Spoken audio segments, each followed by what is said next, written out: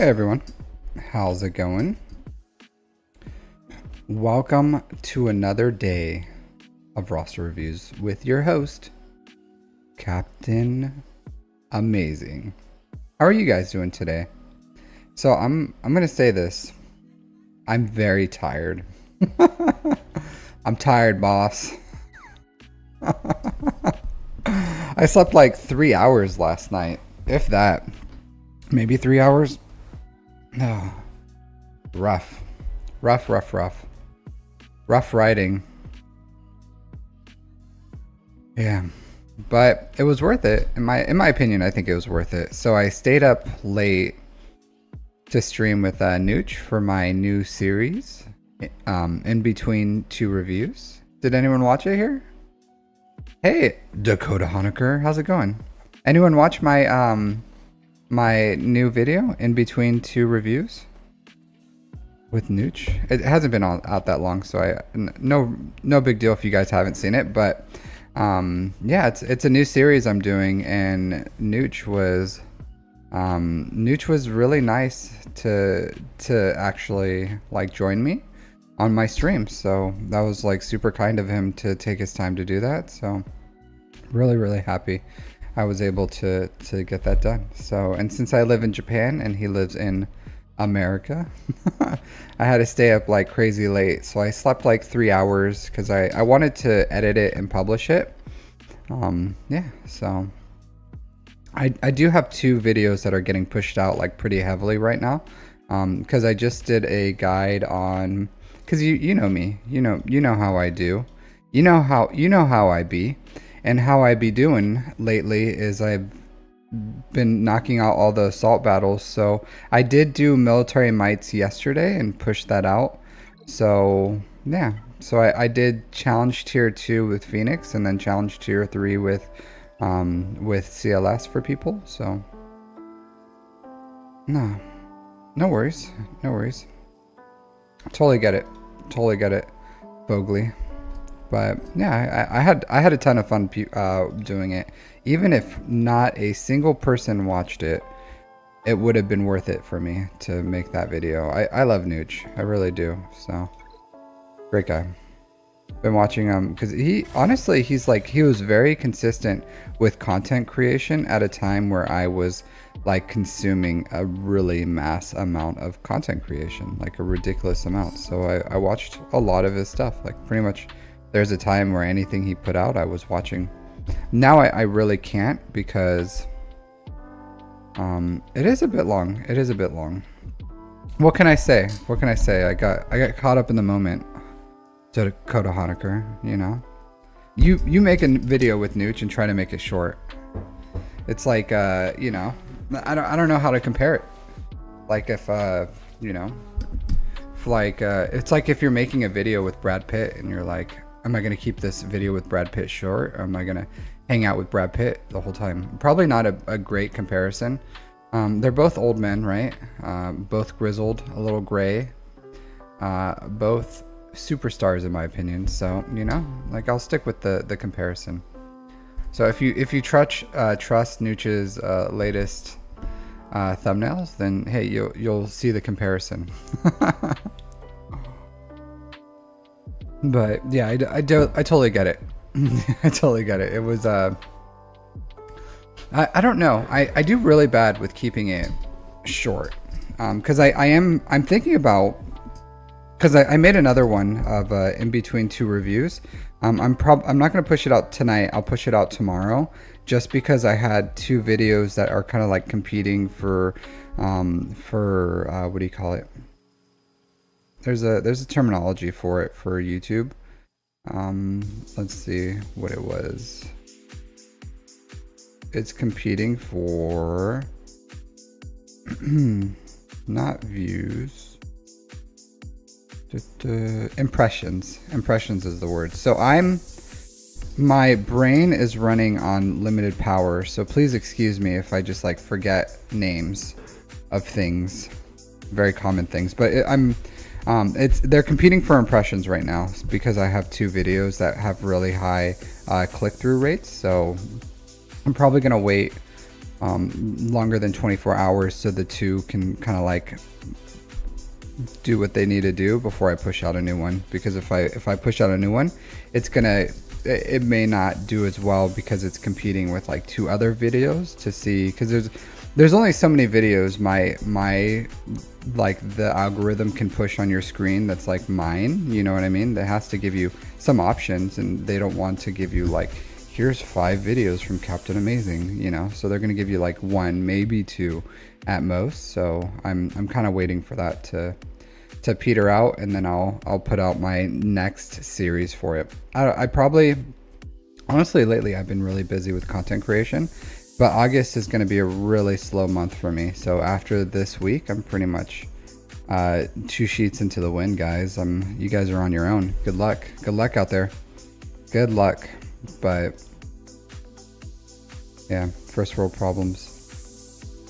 So either way, we're gonna do some mod work first, and then we'll jump into some other things while we're doing that. So I'll probably do some mod work. I'll do my dailies. All right, here, let's do all the stuff I put out is good. Thank you, Dakota Honaker. Dakota Honaker. I appreciate it. What box did my guild end up getting?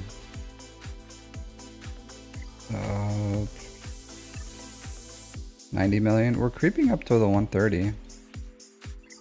Creeping up. It's because guys like this just want to, you know, for shame. Jack Best is the other guy. So does anyone here know of Jack Best? Are you familiar with him? Here, let me.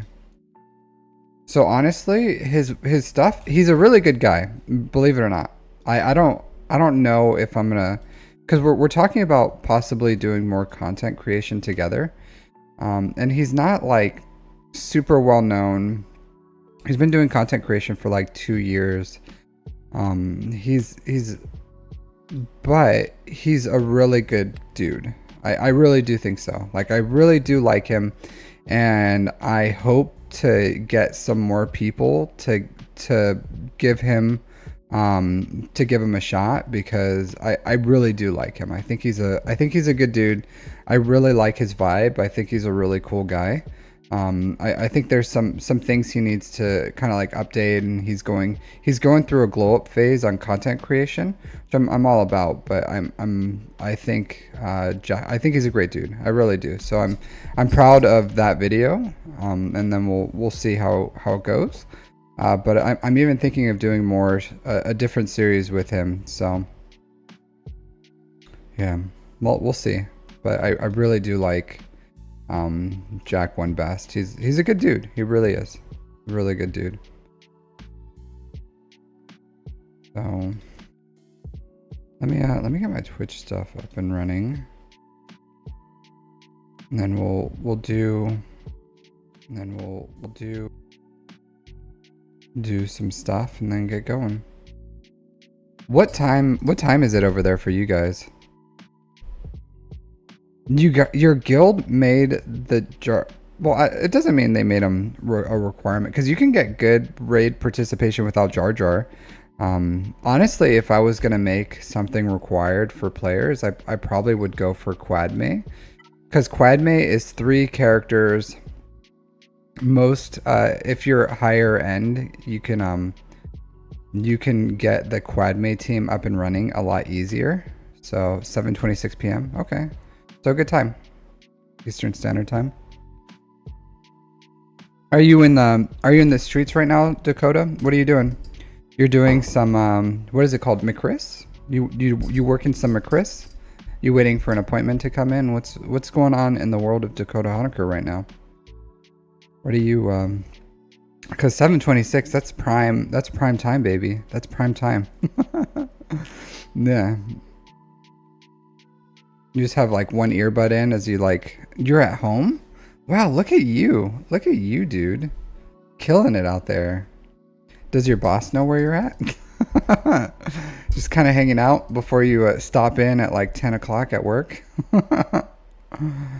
Oh, nice. Nice. You finish mid for the year? What does that mean? What does that mean? Is that even a thing?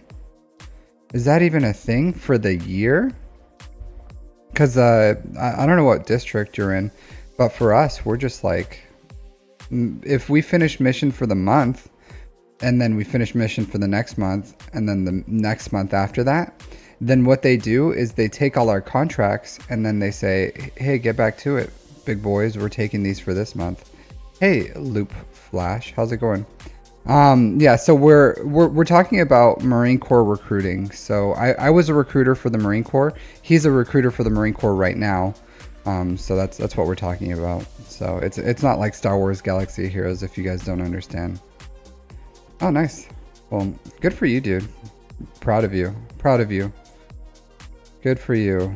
You're enjoying a something that I never was able to experience on recruiting. And that's time off for a job well done. Alright, I'm doing great, Loop Flash. Yeah. Yeah. Okay, so what was I saying? Yeah, so if I was going to make a mandatory farm, I would rather the Quadme farm than Gungans. I just think it's an easier farm to do. Alright, so I just think I just have to do 2 fleet battles for TB. So we'll knock that real quick. I'll do my deployment so I don't have to worry about it later. So just make a little bit of notes here on my notepad so I can do some timestamps for you guys. For those watching in the future.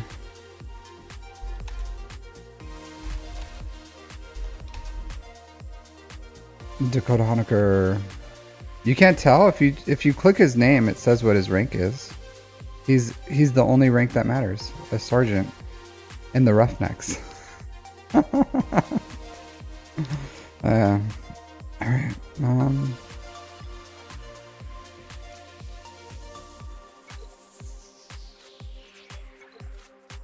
oh, last time this took forever. I don't even know if I want to do this on screen, to be honest.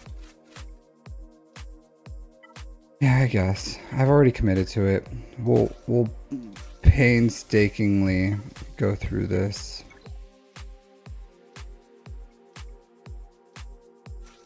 Yeah, let's go.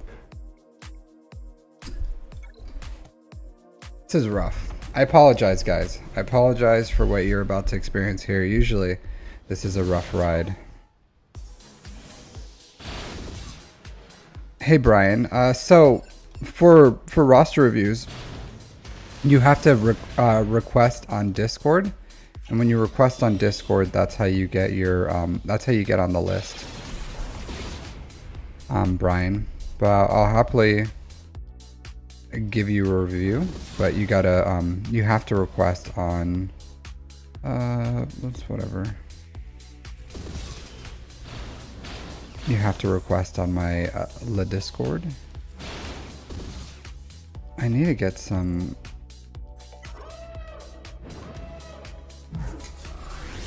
There you go. Because usually the problem here is I'll put out breaches and they'll get cleansed like that, and then Houndstooth will take a turn. He'll lose his he'll lose his taunt, and then they kill my guys, and then this takes forever. Takes forever. So we'll see how it goes.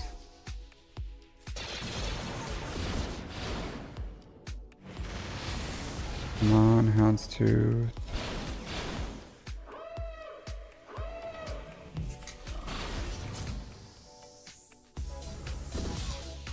Alright, there we go. We're good. We're good now. So this is a good run. So I was able to get contract. I'm not going to lose taunt. I'm good. But yeah, the Discord is in the description. Gramps or Brian. Brian or Gramps, I'm not sure what you prefer.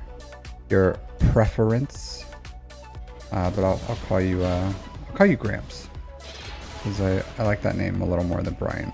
I think it's more fitting of the situation that we're in right now, right?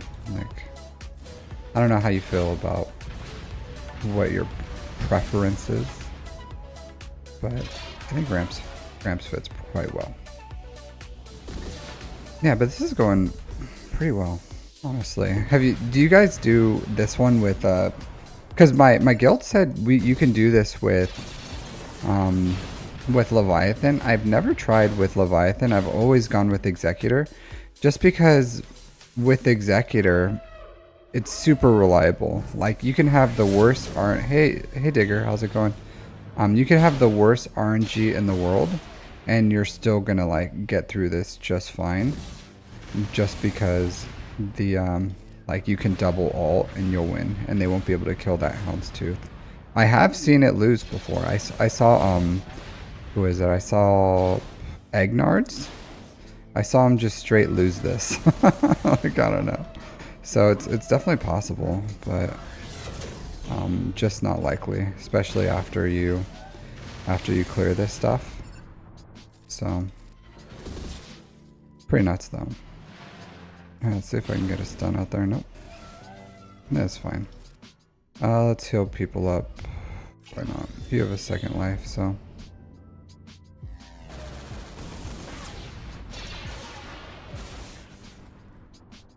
Yeah. Honestly, I hate playing these game modes. 4 a.m. Yeah, sometimes it'd be like that, you know? Sometimes it'd be like that. So I try.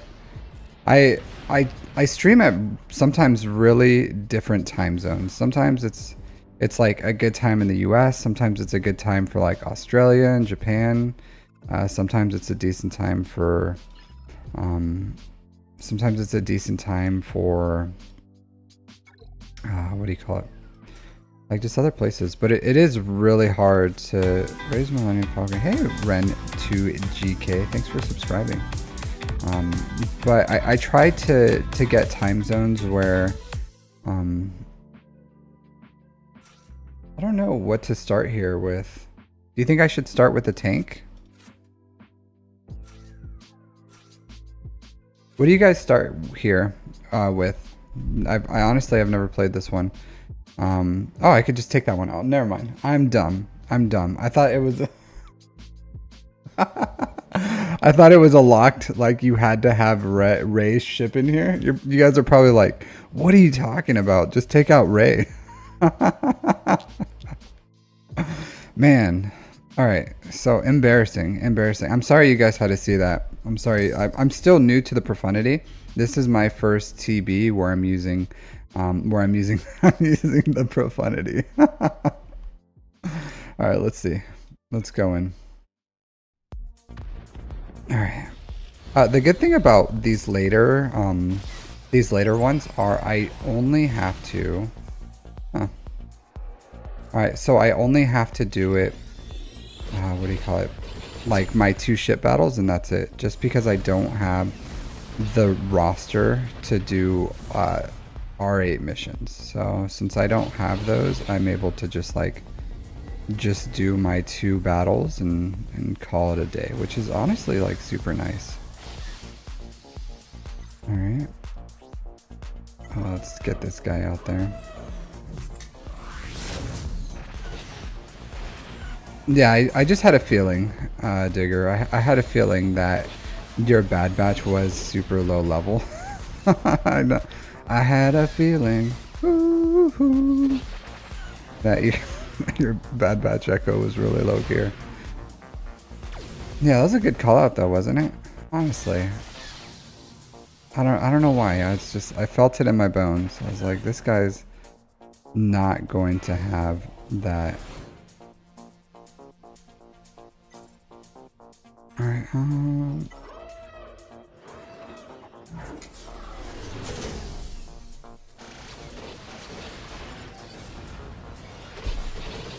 Yeah, honestly, this mission is like super easy. A lot easier than the Executor one, actually, I think.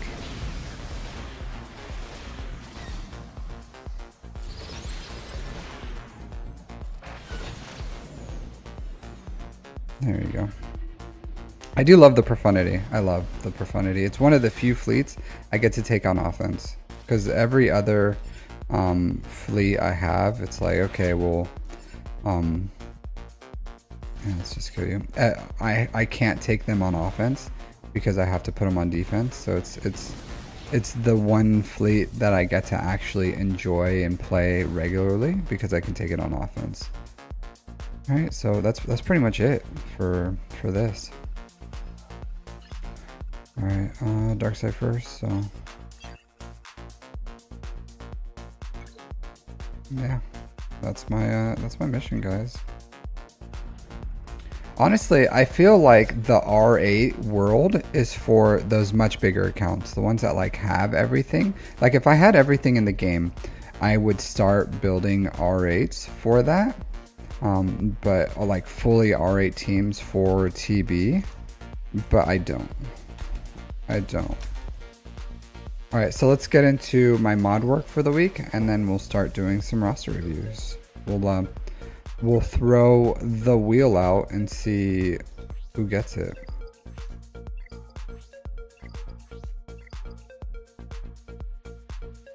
It has been a minute, Dakota Honaker. It has been a minute. Yeah, so let's skip that. So let's go ahead and do this real quick. I don't know. Oh, I probably should use my mod energy. Yeah, let's get some speed mods in here. And then let's see what I need for slicing material. So how many of these do I have? 231. 231, that's good. So honestly, this is why Smuggler's Run 2 is so good. So good. Do you know how many of these Mark 1 amplifiers I farmed myself with energy? La zero. So it's just passively I earned them. So yeah, like 100%. Yeah, I will farm them right now though. So I'll get some extra ones so I have a little more slicing materials out here for this week. But yeah, these things are amazing. Smugglers Run 2. If you don't have Jabba, you need Jabba in your life. And if you come to me and you ask for my help, I'm gonna show you the way. I'm gonna show you the way that you can live and have Jabba. Here, let's do my dailies real quick. So it's good. You want it. You need it. You crave it. It's what plants crave is Jabba. I've been having absolute dog luck with these. Just horrible luck.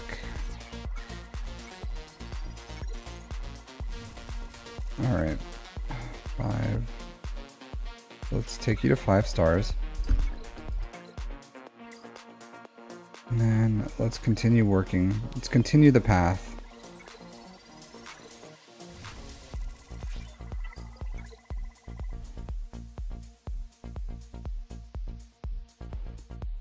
So that would require a roster review, Fogly, because it really depends on your roster. Like it depends on your roster. Like it just depends on where you are, how close you are. Can't tell you to farm Jabba. Dude, you can't put that limitation on me. If you don't have Jabba, I don't know if you know this, Dakota Honaker. All roads lead to Jabba. Unless you have Jabba, then you know. There's like a million winding roads, right? Like you have to imagine this like this is some video game or something, and you look at your map and you see like a million winding roads, and they all just kind of like fall into this one hallway, this one pathway that you have to go. It's a choke point. Everything goes to that choke point. And what you don't realize is Jabba is that choke point. All roads lead to Jabba. Hey, Crinkerson, how's it going? So I'll take it into consideration. All right, so ship energy. Yeah, it really is just a tough question to answer, Fogly. If I had like because when you talk about like where you should go for your roster, it's difficult because the Poncho Bros are great, Jabba's great, other assault battles are good, and it just depends on where you are in the game, what you have, what's the farming synergy, like there's because it just depends. died by being spoiler alert, dudes. But you have to say spoiler alert and then kind of hide the text. Now, if no one saw that movie, they wouldn't know. Now you just ruined a key Star Wars moment for someone who may have just came in here wondering, what type of game is this? And then they click it innocently, and then now they know Jabba dies by getting choked out. Man.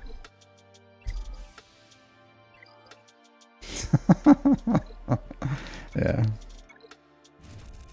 Are we doing roster? We are doing roster reviews today, Crinkerson. So today I'm going to, I'm just knocking out my my energy refreshes real quick, and then I'm going to finish my mods, and then jump in from there.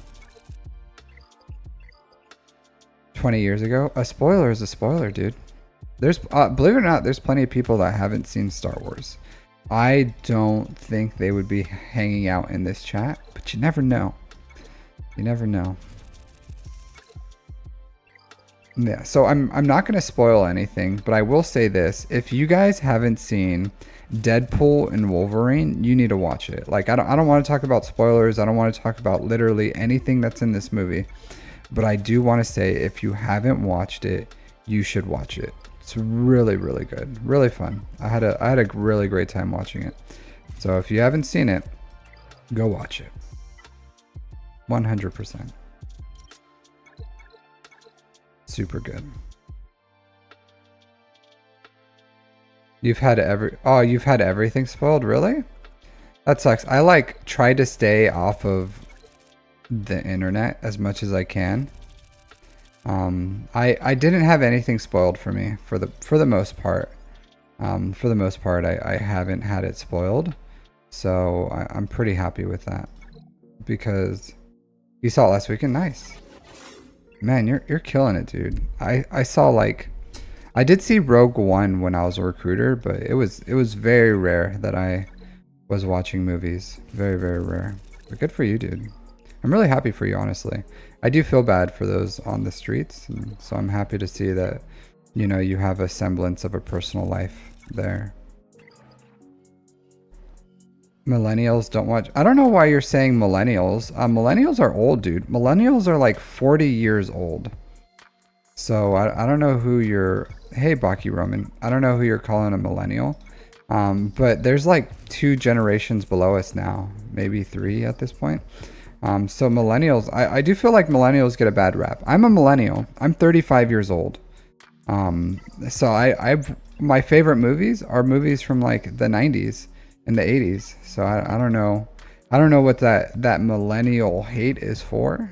I'm not like roasting you or anything, but I'm just saying, if you expand your horizons, you'll realize that millennials aren't young anymore. There's like Gen Z, there's a bunch of other stuff. Hey, so Baki Roman, you have to submit it via my you're 1 year outside of millennial age. Yeah, it sucks to be you, dude, because it's an excellent age. All right, so you have to put in your request here on my Discord in the slice of Utagunda. I kind of put like a D on that, but Gunga, there you go, Gunga, I don't know. So roster reviews here, put in your roster review, and then you'll get thrown on the wheel. And so may the odds be ever in your favor. Mystery Hippo, how's it going? So if you guys aren't aware of Mystery Hippo over there, he's a mystery. He's also a hippopotamus. Good dude, honestly. He's a very good artist, actually. His artistic skill, through the roof. It's a mystery how he has so many skill sets, but really cool dude. He streams on Twitch, maybe YouTube. I know I've seen him on Twitch. He has a YouTube. That's his YouTube right there. But he does both. If you want to click on his name, check him out. Throw him a subscription. Really nice guy. I think he's worth it. Yeah. Yeah. I hope you're glad you got your internet stuff figured out. Did you call your internet service provider and you're like, do you know who I am? I am Mystery freaking Hippo, and I am not going to stand for this lackluster internet. So you better fix your shit. Probably hit him with one of those, and they're like, we're right away, sir. And then they went and fixed it. 30, 40 were minutes? What do you mean? Oh, 30, 40s were millennials?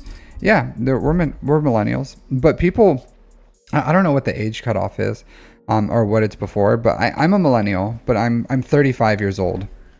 Yeah, you demanded it for them. So I totally get it. I totally get it. People gotta slow their roll with the whole millennial things. They blame everything on us. Like, why are millennials so poor? Why are millennials not buying things? Why are millennials ruining the world? 84 and 2000? Yeah, see, there's like tons of people that were born after, so, and before. But I was born in 89, so I'm solidly a millennial. I'm a proud millennial. I think my generation is a decent generation. So, all right, so let's go ahead and start working these. Manage la mods. Let's sell these garbage mods.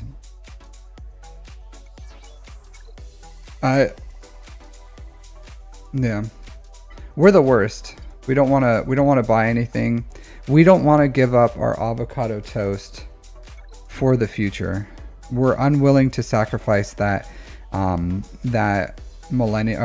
avocado toast so that we can have better things in the world. All problems in the world would be solved if we would have, but what do you call it? If we had just given up the avocado toast, but we're unwilling. We're selfish. We're a selfish generation where we're like, we need that avocado toast every morning. It needs to have not only salt, pepper, but it has to have a medley of toppings. It has to be perfect. Maybe some tomatoes on there. I don't know. We're just a selfish group of people. All right, so I'm gonna sort these by speed. I'm just working my 6-stop mods, and I'm seeing at this point, I'm seeing if there's any mods that I want to, if I want to work them. Honestly, this one's not bad. So what I'm looking for are good primaries with good secondary stats that I want to give an extra chance. Like crit damage, yeah, I'll take a crit damage. I need protection primaries. You know what I mean? And honestly, a lot of these don't end up working out, but giving them an extra chance can, you never know. You never know. All you have are opportunities, so you have to work those opportunities as best as possible. So, and that's all I'm doing, is trying to get opportunities where these end up working out. I have a ton of mods I need to work, especially now that I finished JMK. I have Quadme and the Poncho Bros. I need to get some more better mods on them. So I need a lot of stuff. I need things. I need stuff. I need a ton of pilot mods. So there's a lot of stuff I need to build. All right. We'll take these 7 to 12, and then we'll pretty much sell the rest that did not hit speed. I am going to take a quick look just to make sure none of these are like tenacity with tenacity, because, those are still good. Still good. Okay, they're not. So let's select all and sell them. And let's work our grays. All right, so sort by speed, flip it and reverse it. I'm actually gonna work this crit damage one because I need crit damage. And I'll sell these 3-speed ones, and I'll work the 4-speed ones. So not a ton of mods here to work on, but enough to maybe get something going. All right, so let's flip it and reverse it. And let's just start slicing. So that's dead to me. Not a big deal. 8 protection, offense. Yeah, I'll see where it goes. Offense. I'll slice it one more time. See? Nope. That one was a good one if it would have hit some speed. 8. Man, what's up with these like luster lacking hits? 6? Yeah, that's good. 14. Still interested. So not the best, but maybe I'll need it somewhere. That 6 saved it. 5, 10, okay. Still interested. Still interested. Let's see if it doesn't hit here. 14, all right, still interested. All right, lock it. 14s aren't bad. You know what I mean? I have like tons and tons of 14s. But if it has the right secondaries, who knows? You know, who knows? Crit avoidance with speed. I'm actually gonna sell that. I probably should have taken a look at it. Crit avoidance with speed, same thing. I just don't need these right now, and I just wasted credits taking them up. But sometimes life is like that. I don't need this, to be completely honest. 9, 8. Man, what luster lacking. Offense, I could really use this in my life. Nope. That's what happens when you get your hopes up, when you're like, man, I could really use that. Look at that. Look at that. At least now I could use it somewhere. A +6 on a +3. Saved it. Saved it. It's probably still not going to work, but, you know, it's good to see. It's still usable. Let's see.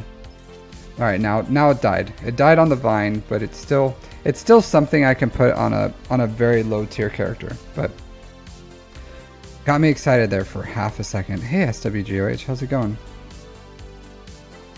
All right, let's select all. Upgrade these to 12, and then sort by speed.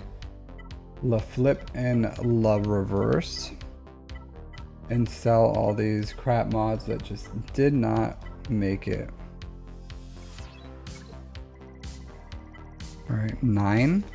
9 health with health. That's good. 8s. I'm not too interested in the 8s right now, to be honest. Maybe on a slow week or something. Honestly, like look at this mod. It's like absolute crap, flat stats. So let's see this one. Slice it if it hits. 9. I can still slice it one time. Nope. Dead to me. All right, let's go manage these. Select all. Upgrade them. Take them to 12. Yeah. So while I'm doing this, I'm still welcome to answer questions or whatever you guys got. No new blue ones? There's no way. 14. What? Look at this. 14 crit damage? 3? Yes, please. Look at this. In the wild. In the wild.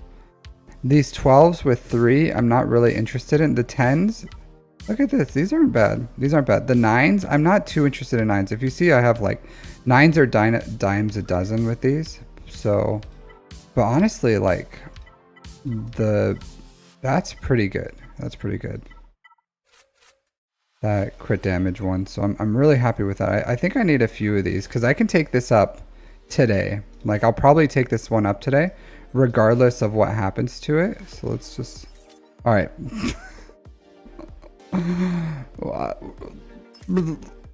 Yeah, this bad boy is going places. It is going places. So I'm gonna work this one when I work my 6 dots, but it has offense percent, defense percent, speed. Yeah, that bad boy is getting sliced today.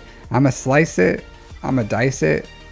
I'm gonna do some bad things to that mod. We'll see. We'll see what happens to it, but pretty happy with that, honestly. Yeah, it's going to 6A today, 100%. No doubt about it. No doubt. No diggity. No doubt. I like the way that mod worked it. All right, let's deselect all. Work by speed, la flip and la reverse. So sell this one because it's crap. Go over here. Nothing that interests me. All right, let's see what's happening in this world of. I only have 8, so 8 of them can just be decent mods right off the bat, pretty much for free. So let's see. So look at this. 19, yes. So we do have some good ones here. 14, 14, 14. So 1, 2, 3, 4, 5, 6, 7. 7 that have the potential to 6 dot. Let's go in a with this one first. Oh, here, let's sell these that just didn't make it.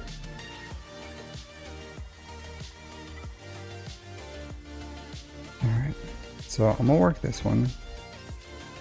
If I can get lucky and just like flat out hit defense percent. I don't want defense percent, to be honest. Offense percent, I'll take that.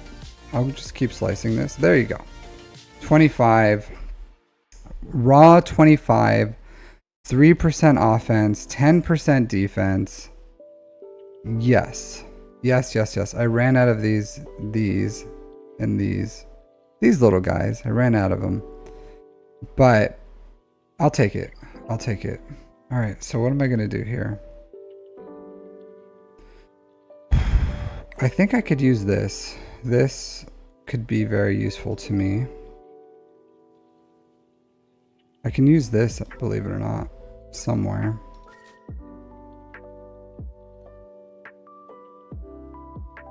Yeah, pretty happy with that one. Yeah, let's work you. Slice you 2 times. All right, so I can't work it anymore.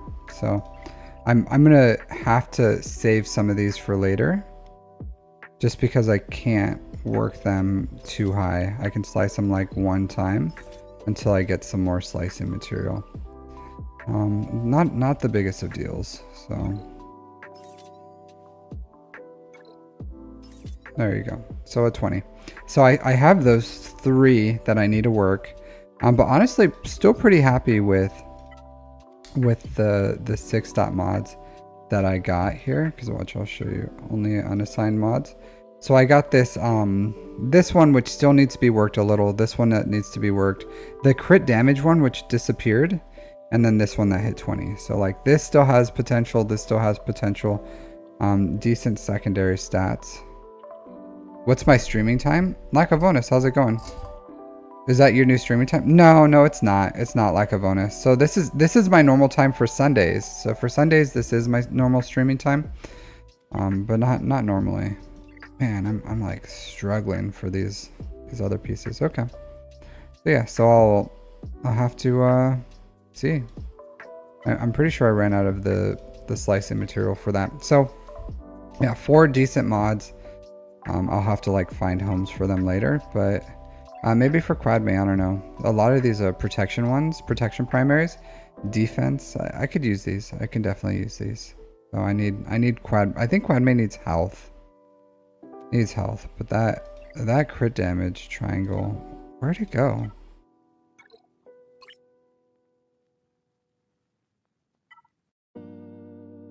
Sometimes they just like disappear, right? For some reason, they just like don't show up.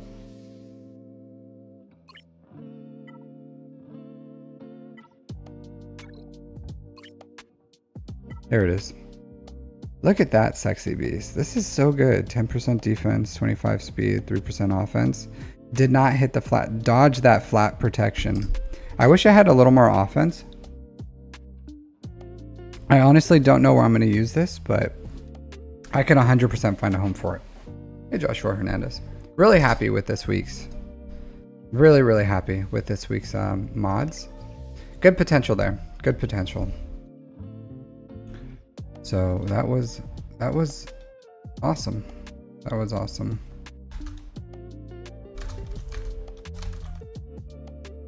Okay, so now we're gonna go into our roster reviews. So our first one is gonna be with Dakota Honaker. So I will timestamp this for you if you ever want to watch it again. Dakota, I have been doing voice chats. I don't know if you're on a computer or something, or if you want to, but I've been opening it up for people to get on Discord and do voice chats for their roster reviews if they're live. It's up to you. You don't have to. It's just an option. Are you interested in doing that?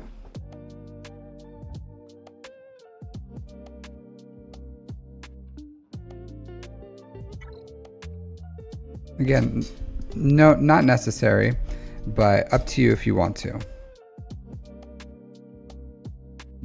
Just let me know. Well, I'll wait a second here, see what you want to do. Okay, cool. Let me get my headset on. And then I'm gonna voice chat you on the Discord.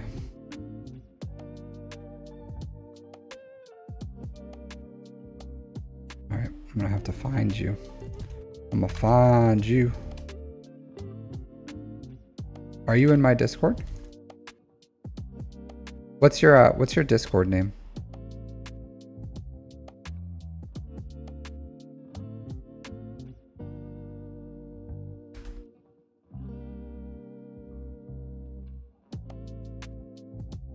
Let's go into my La members.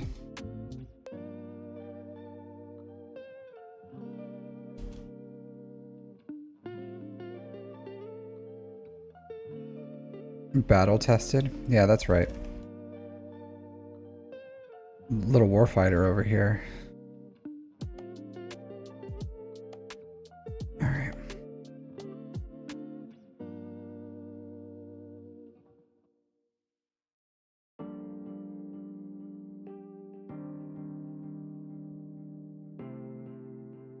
All right, so I just sent you a voice call. You can go ahead and accept that. You're just always going to be late. Hey, Showflyer, how are you going?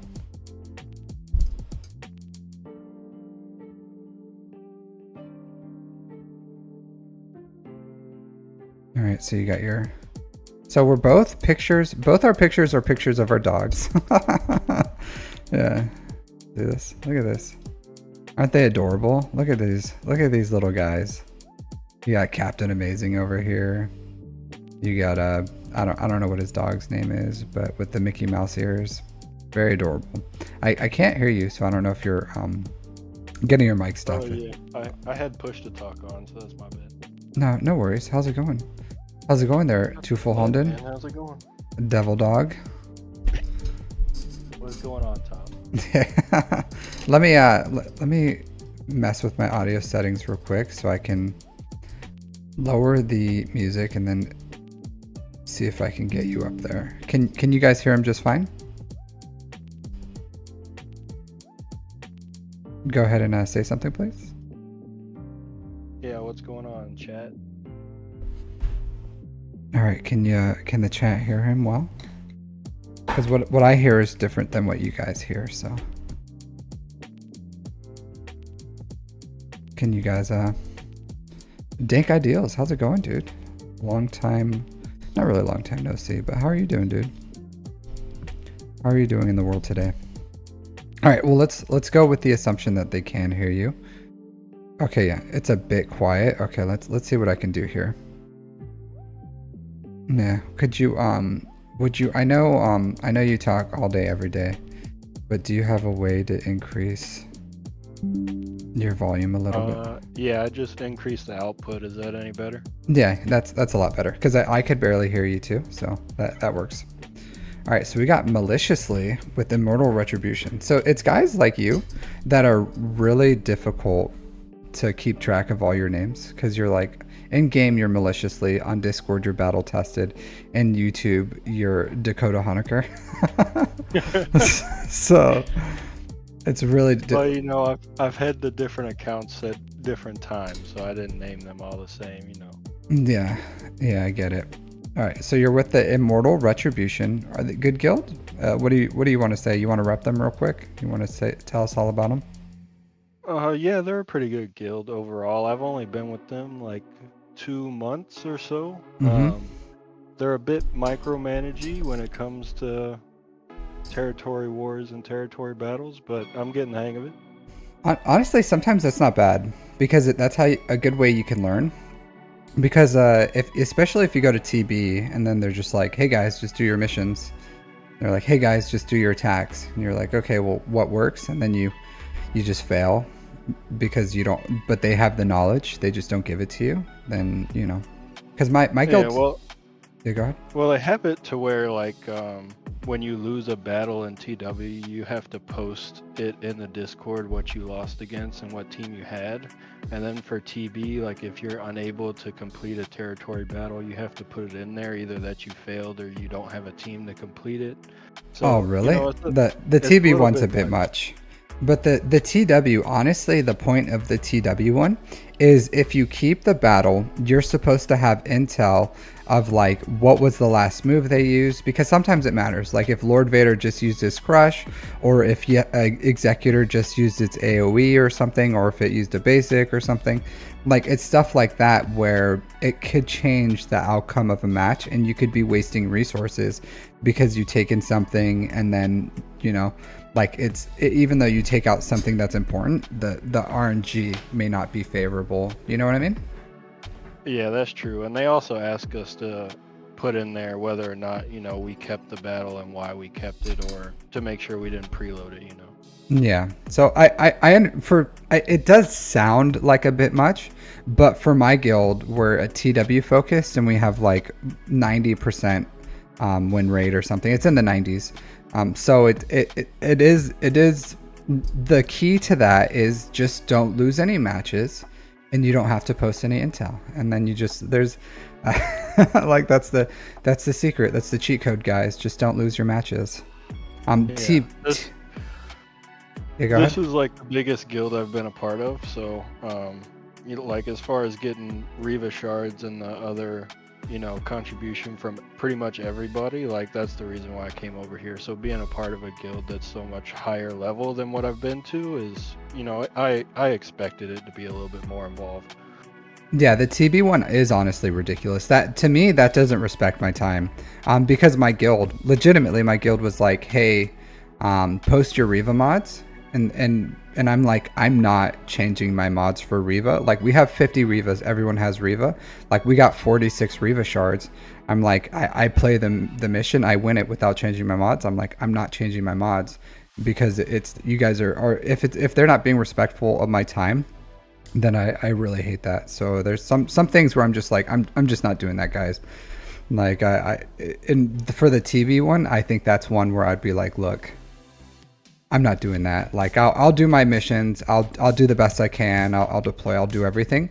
But I'm not gonna have my hand held through this, because it honestly doesn't have to be that way. Like TB is pretty simple as long as you're doing what you're supposed to do, and if they give you the recommendations for the teams, then those teams should win. And sometimes there's just RNG and there's no like intel towards it. It's literally just micromanaging, and that's it. Yeah, and that's one of the, because they messaged me about like not doing some of the combat missions, and I guess the guild leader is like one of the lead developers for the Wookiee bot, and I was like, look, you can see the post where I put in the Wookiee bot, because it has a thing where it can look at your roster and tell you what team works in the combat missions, and it even said like I didn't have a team, so that's why I didn't do the mission. Yeah. And they were still like, you got a post of whether or not you did it. I'm like, whatever, I'll do it. Yeah, I would be like, look, bro, respect my time. Like I'm not, I can't do it. I'm not gonna do it. But I don't know. Like I don't have teams for the R8 teams. I just did my TV. You literally just saw what I had. I do the 2 ship missions and that's it for R8s. But the R7s, I can do a bunch of them and still the fleets and everything. But yeah. All right. So either way. Maliciously, 8.1 million GP. You're getting up there. I will say this, 8 million is a milestone. I don't know why. 9 million is not, 8 million is. And did you feel that when you hit 8 million GP? Did you feel like I no longer have a smaller account?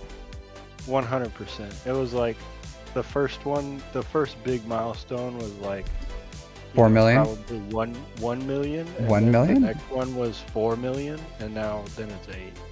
1 million, I did not feel anything. I was just like, because honestly, I was like, it was before we had like Jedi Knight Revan and everything. And I was like, my account sucks. I suck. Everything sucks. Honestly, the teams weren't that great either. And it wasn't until like Jedi Knight Revan that like the game really changed. And then I got that. And probably that was the first time I felt like, so this is power, true power. Jedi Knight Revan. Yeah.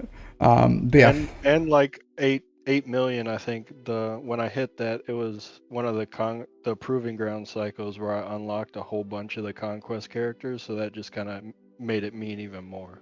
yeah, it is. It is a big one because I remember I posted in my Discord because I was 8 million GP not too long ago, and I posted in there and I was just like, I know a lot of you guys are mega whales and huge, but to me, 8 million felt like a true milestone because I remember when I first came back into the game, and I was like 2 million GP and my whole fleet shard and arena shard were like around 8 million. They had all the GLs and GL ships at the time, and I was just like, man, I'm never gonna catch up to these guys.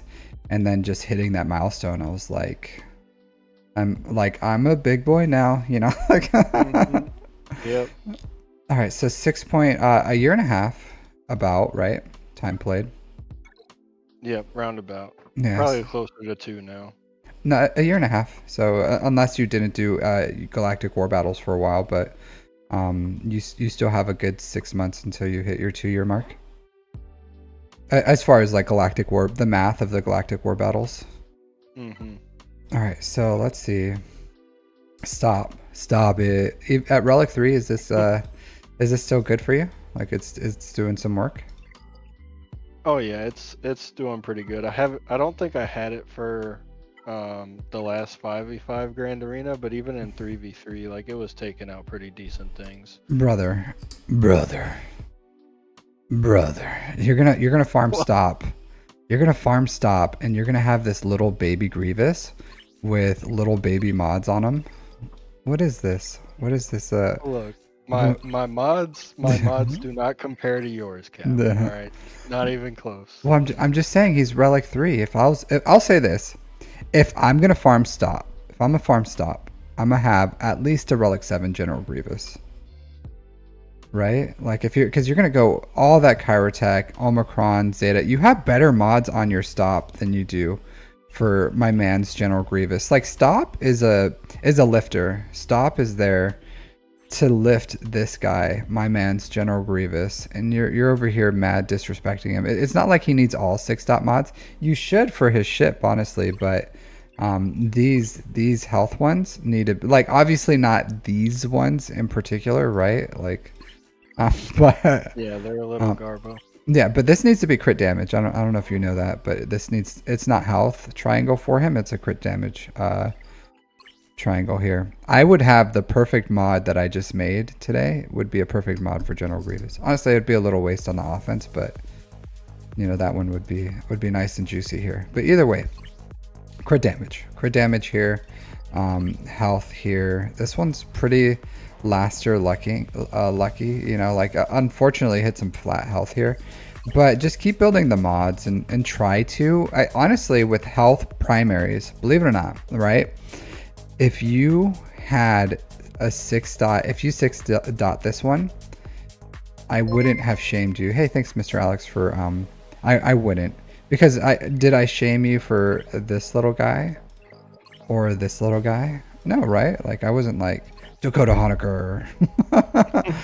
Like no, like but I'll say this: you will always find a home for health with health primaries. I'm not saying like build a ton of them, like don't build like 20-30 of these like crap mods, but if you have like one crappy set for General Grievous for right now for ship mods, you can move them onto characters like Daka, onto Barris. Like Barris gets fed so much turn meter and she needs these health primaries that her speeds don't matter all that much. Like if anything, she takes too much turns. It's annoying how many turns she takes. So she does not need tons of speed. She needs like health primaries.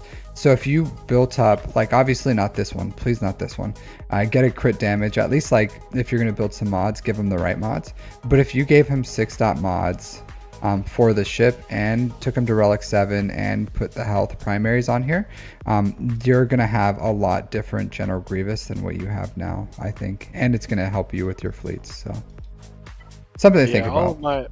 All of my relics stuff has been focused on the new things, because I have Gungans and then I got Queen Amidala and Poncho Qui-Gon and everything. So, and you know, with the raid, I've been focusing on getting some of them up more than kind of Yeah. finishing my other, normal teams. Yeah, to be fair, and the only reason I say this is because you invested in stop. Because normally, I wouldn't care. Like if you had a relic 3 General Grievous, I'd be like, okay, you have a relic 3. That's where I kept him until I farmed JMK. So I like totally understand what you're saying here. It looks like you have decent raid participation. Why doesn't Luminara have a Zeta? What's going on here? I'm not wasting a Zeta on there.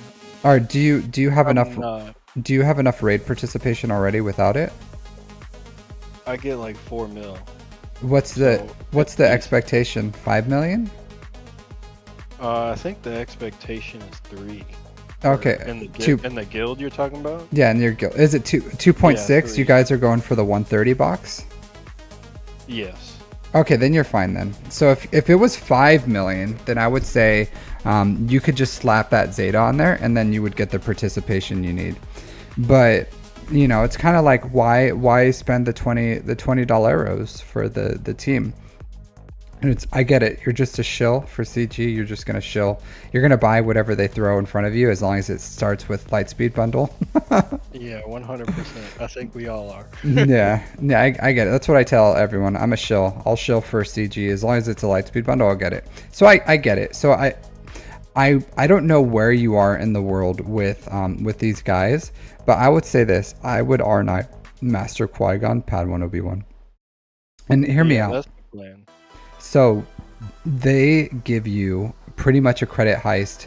The difference from R7 to R9 for 2 characters is another credit heist every month. So the 5 million credits, and it's free Relic 9, Relic 8 material that will, as long as you're planning to play this game until the lights run out, then you'll get your monies back for that. You know what I mean? Like you're not going to get the signal data. It'll take some time, but it's worth it in the end. Yeah, I'm definitely planning on it. I was going back and forth on it because I had him at Relic 5, but then I was just like, I'm gonna just do it. Well, I'm taking Queen Amidala to Relic 7, and then I'm taking these two to Relic 9 because I'm gonna aim for 5 million guild participation. So I just need a little more than. But good on you to have the Gungans farmed. You have Jar Jar. You have Queen Amidala, Master Qui-Gon, Padawan Obi-Wan. Did you whale on these? Yes, you did. Yes, you did. Look at this. So, on which one? The Padawan Obi-Wan. Oh yeah, 100%. Yeah. So I assumed if you whaled on Padawan, you whaled on Master Qui-Gon. Yep. Yeah. All of the Phantom Menace was the first movie that I saw, so they got me with all that content. I had to. I get it. So is your guild doing Zepho? No. Are they close to doing Zepho? I don't believe so. You should tell them to go micromanage themselves a Zepho unlock. So if they're at the point where they're like micromanaging you guys and you guys aren't even like pushing towards Zepho, I don't know what to tell you on that one. But I think you know what I'm saying. Like the R7 on Jedi Knight Cal Kestis, R7 on Seer, at least gets you. And I'll say this: like I don't know how long you're gonna want to stay in a guild where they kind of like have that level of micromanaging, because to me, I don't mind as long as my guild leaders are competent. But if they were wasting my time is and I'm sure for you too. Time is your greatest asset in life, right? Like time is so important, and I'm sure as a recruiter you understand that nothing trumps time, like money and whatever. Like time is my most valuable asset. So I would start getting upset about people talking to me about some BS because they're wasting my time. And it's like I have more things to do in my life than just sit here and talk to you about why I didn't do this one combat mission. So yeah, it's a little bit ridiculous. I'm gonna give them a chance. I've only been there. No, I'm not saying we're getting like 36 Riva shards, so, and I don't have Inquisitors, so it's not like I'm the best guild mate in the world. No, I get it. You got to do what you got to do. Like to me, I have Riva. I have, I have an account where I could get into like a guild, so I would have the options. But yeah, your account, you have 3 GLs. Um, what is it? 1 GL ship. You're not Zepho ready. You're not Riva ready. You're not Mandalore ready. So honestly, what guilds are looking for, even though your account is good, like it's a solid guild, you're not 100% what they're looking for. And then but you have decent raid participation, and that alone could probably get you into a good guild, because any guild recruiter would look at your roster and see the potential. Like if you wanted to, you could easily hit 10 million participation or something. You know what I mean? Like if you really wanted to. Obviously you don't, but you have all the tools that you need to hit like the max level of participation here. So I totally could see that being something, as like if you wanted to move on to greener pastures. Just know that if you just finish Zepho, and then like, because big guilds right now, believe it or not, where you are, they don't care about Riva. Like they don't care whatsoever. Because most of the big guilds have Riva, like and that's why I dislike when people say like farm Inquisitors, it's going to get you into like a fantastic guild. And it's like, what fantastic guilds out there don't have full 50 Rivas unlocked? Like none of them. It's kind of dated content at this point. But like mid guilds don't have them, or like guilds. Not to say your guild's mid or anything. I don't know if they all have Rivas, or I'm sure probably a lot of them do have Rivas. It's just you're new there, so they're still like giving you Rivas, right? Yeah, pretty much. And they told me like finish your next farm and then do Inquisitors. I'm waiting for them to see if they even follow through with that, but I don't plan on farming Inquisitors anytime soon. It's just too many Chirotech. Like my plan right now is JML to Jabba, and then maybe Inquisitors. Yeah, that's a good plan. That's a good plan, honestly. JML to Jabba. A better plan would be Jabba into JML. But I'm so close to JML right now. I'll say it here. So, hear me out on this, right? Hear me out. So think about this. Is the time to unlock JML and Jabba, right? Are they any different if you go JML into Jabba or Jabba into JML? For where I'm at right now, yes. Would like if you unlock JML first, would that speed up your Jabba unlock? No. If you unlock Jabba first, is that going to speed up your JML unlock? No. So why not unlock the better GL first? Because I can get this GL quicker. Yeah, but then you have to invest all that Chirotech into that GL, all that signal data, all that relic material. You probably have to drop like 500 Chirotech on Mon Mothma, right? Well, I think she's at gear 12. Is she? I think she's yeah, the gear last 12. one I need at relics. Okay. A requirement, and then the rest are a whole bunch of relic 3s to relic 5s, and then get her to relic 5. Okay, I'll give you that. I'll give you that. So if you've already invested the 400 Chirotechs into Mon Mothma, and you just have to put in the last 100, I'll give you that. JML to Jabba makes sense. So if it was like a few months ago, and you're saying like, well, I'm gonna go JML into Jabba, and you had like a gear 8 Mon Mothma, then that plus a GL is like 1200 Chirotech, right? And 1200 Chirotech is a lot easier. I'll say, yeah, I'll say that. So I am, this conquest phase, I am using JML to cheese a lot of feats. So I'm able to cheese and you have them anyways, but I have gear 11, Master Qui-Gon and Padawan Obi-Wan, but I'm able to still get wins with them because I have JML. So I'm using JML, Master Qui-Gon, Padawan Obi-Wan, who else? Just Qui-Gon Jinn, and then another Phoenix team, and I'm doing, what is it, 3 or 4 feats at one time with that. So JML does give you possibilities like that, but I still think Jabba is much better. Like you just saw what I did with mods. I was able to do that because of Smuggler's Run 2. I did very minimal investment into my 6-dot slicing materials, but I just get them for free. Like Galactic Conquest is also a factor into passive mod income. Master Qui-Gon Padawan Obi-Wan is a passive mod income, but the main driver towards improving your mods, there is a night and day difference between someone who has Jabba and someone who doesn't. And I think once you get Jabba, you'll see what I'm talking about, because you'll have some weeks where you have 2 Smuggler Run 2s like back to back, and you're just like, how did I live my life with this just passing me over?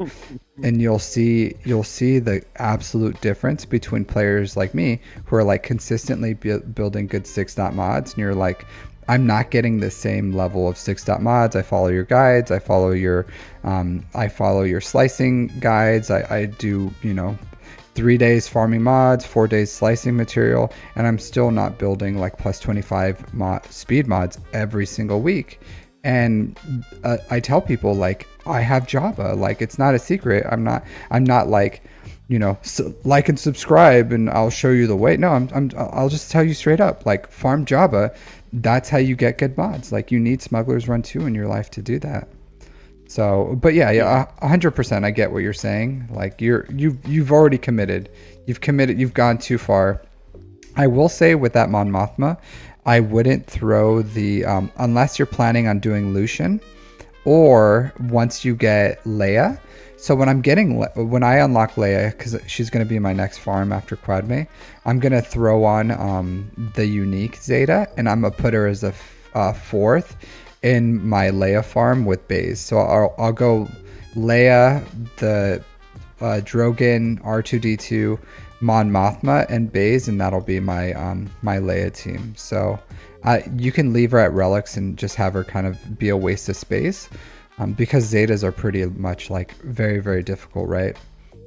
Yeah, they are. And like my plan with Lucian is to put him with my Saw Gerrera, because I already have him relicked anyway. So yeah, so wait and see until, because if you are building Lucian, because I'm leaving Lucian to die on the vine. I don't care about him. But if you see the difference between Mon Mothma and Saw Gerrera Lucians, he has a lot of callouts for Mon Mothma, and it may be the better team.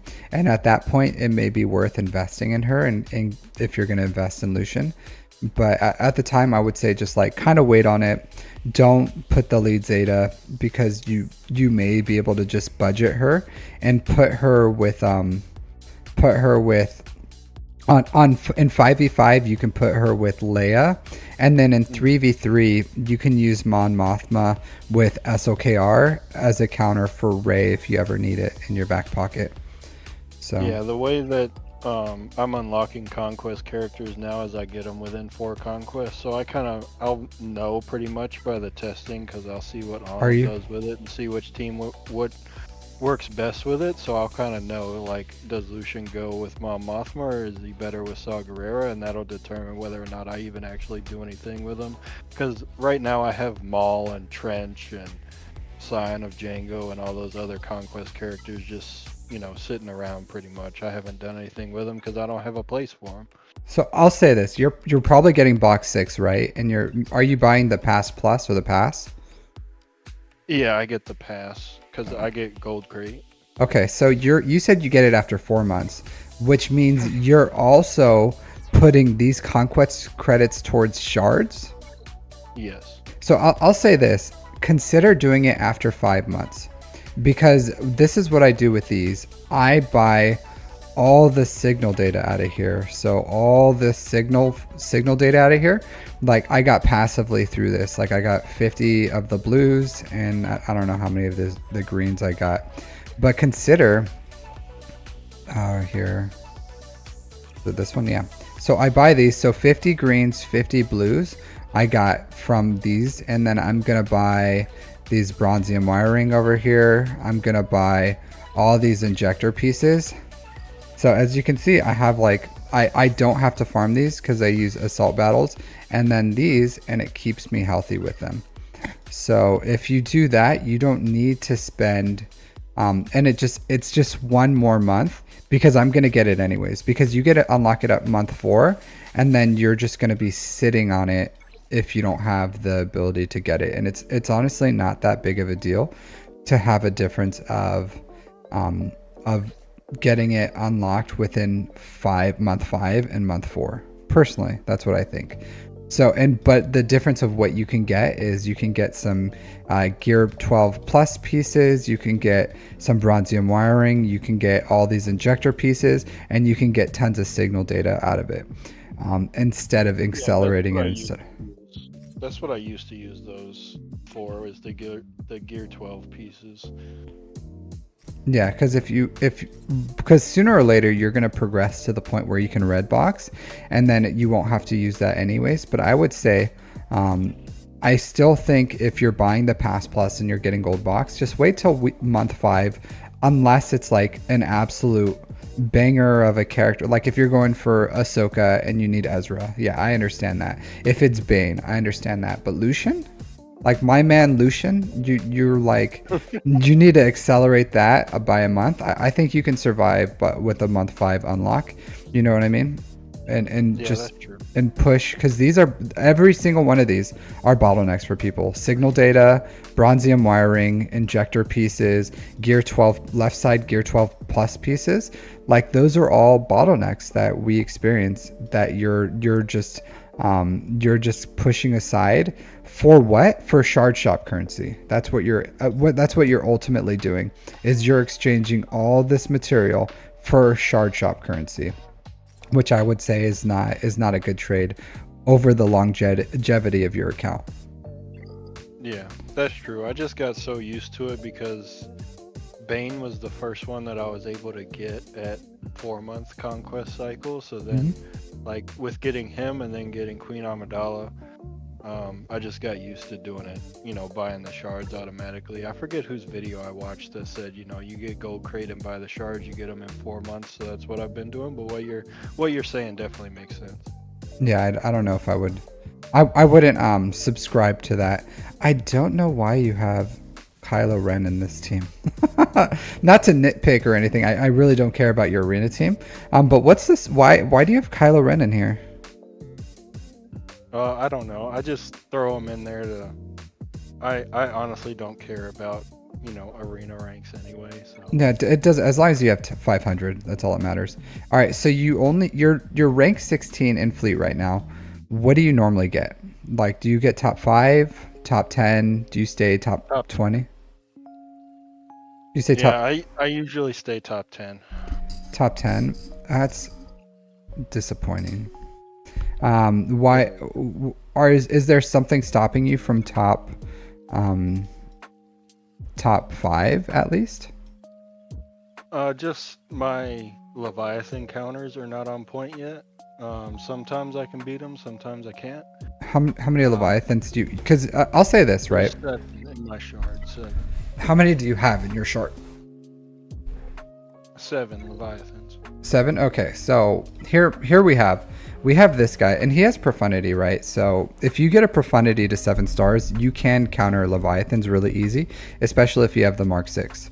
But there's guys in my shards that have been climbing around Leviathan. Now at this point, we're getting to the point where a lot of times like this right here would block someone, this wall of Leviathans, but you only have 7 in your shard. 1, 2, 3, 4, 5, 6, 7. So like, I doubt you're gonna see a wall like this, you know what I mean? Because there's still gonna be profundities that can push those Leviathans out. So if you look at this, you can attack in between the Leviathans. And it may not be every day. Some days you may get blocked, but I would say try your best to hit 1, because you need to climb around the Leviathans. Like there should be a sprinkling of profundities in there that can still beat those Leviathans, and you climb on those profundities, if that makes sense. So it's weird. I don't think that there's very many profundities in my shard. I know that there's like 2 5-star ones, and those are the ones I usually climb on, but like the highest I normally get is 8. Really? That's the highest I usually get. There's just like 7 Leviathans there. Yeah, there's 7 Leviathans that are always at the top of the arena. So I'll say this. Once you finish JML, even before Jabba, believe it or not, hear me out. Profundity. Maybe Profundity. If you're willing to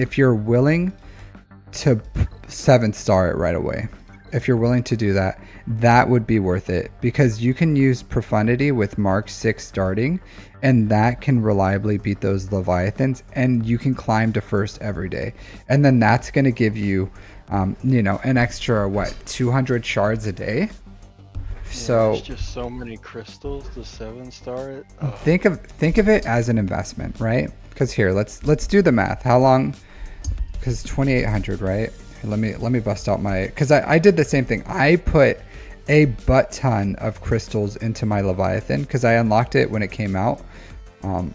So it's paid for itself like tenfold. So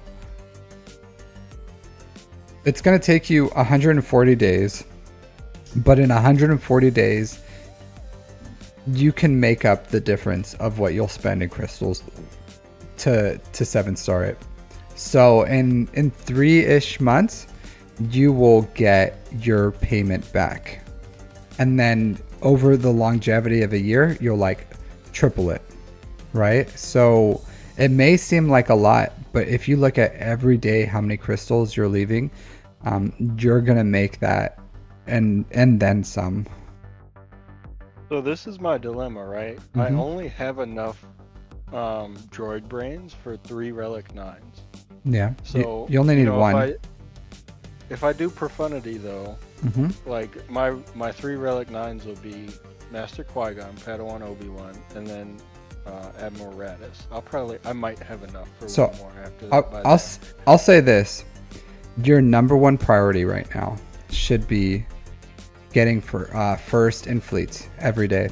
That should be your number one priority. So I would, if it was like a difference between are you gonna R9 Master Qui-Gon or Padawan Obi-Wan or get first in fleets every day, it's very clear that first in fleets every day is the best thing you can do. If you were gonna have, because you just need a counter. If you would have had the because you could do it with Executor, but it's gonna change the speeds on your Executor. It's going to make it really weird, but you can 100% just invest in Executor and get that to be a Leviathan killer. If you slow down your Executor and you speed up your what is it, IG 2000.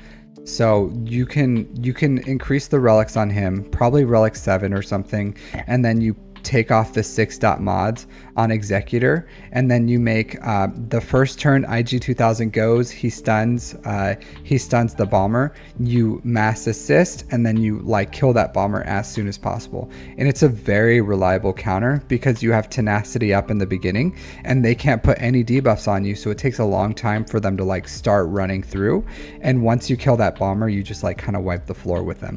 So you can do it with Executor. The problem is it makes it worse for the mirror and the profundities.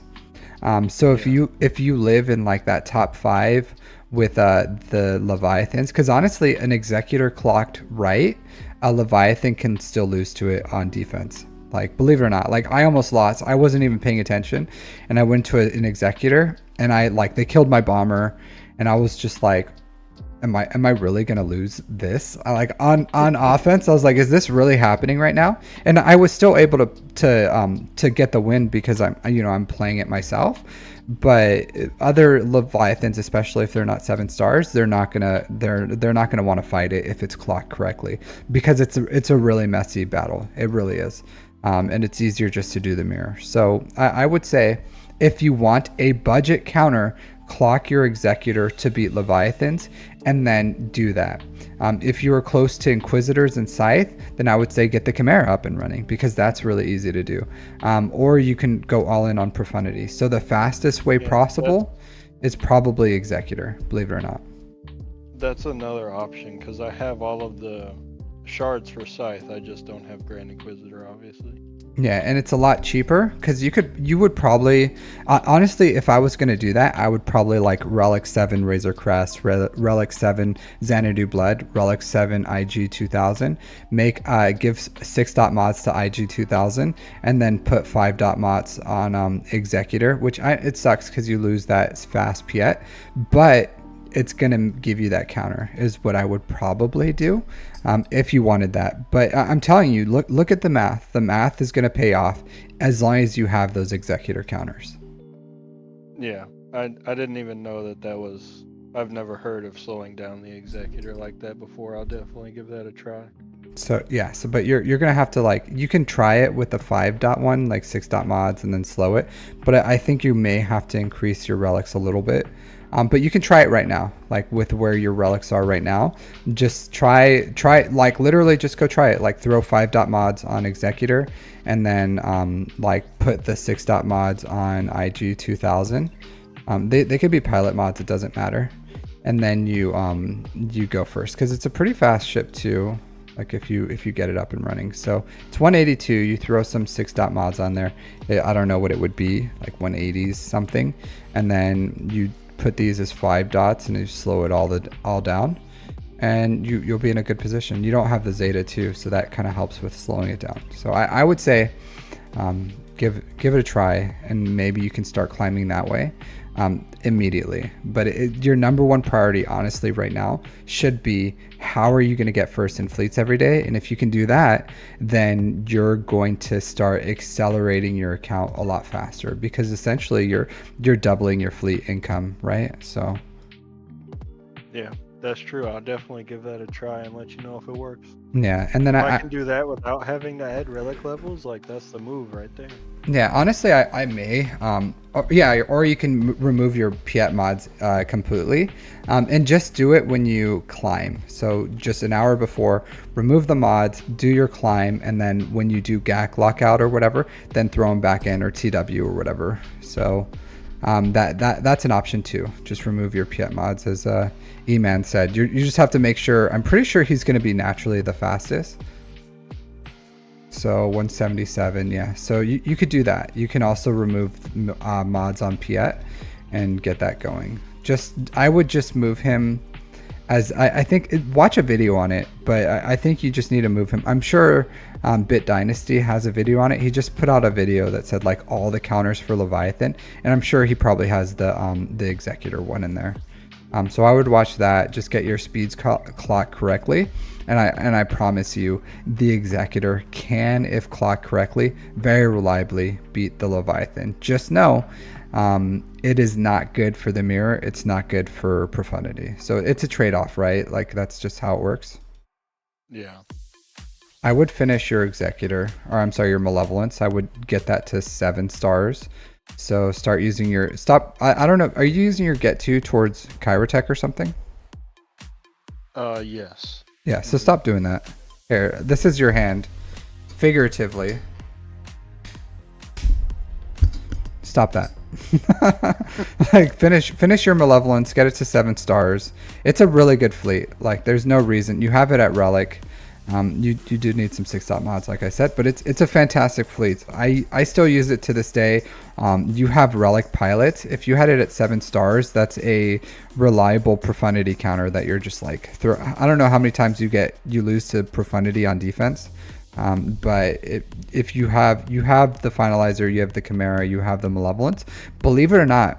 And you may not believe this, you have the tools, if used correctly, even throwing your Executor on defense, to take out FU fleets. So you would use the Finalizer on Executor, you would use the Chimera to do a reliable 2-shot on Leviathan, and then you would use the Malevolence to take out Profundity. And you may feel like, I don't have that level of power, but if I had your account, I would make it work. Like I would get this to 7 stars. Your Chimera can take out even a 7-star Leviathan as a 2-shot, and then your Finalizer can take out Executor. So you have the potential there.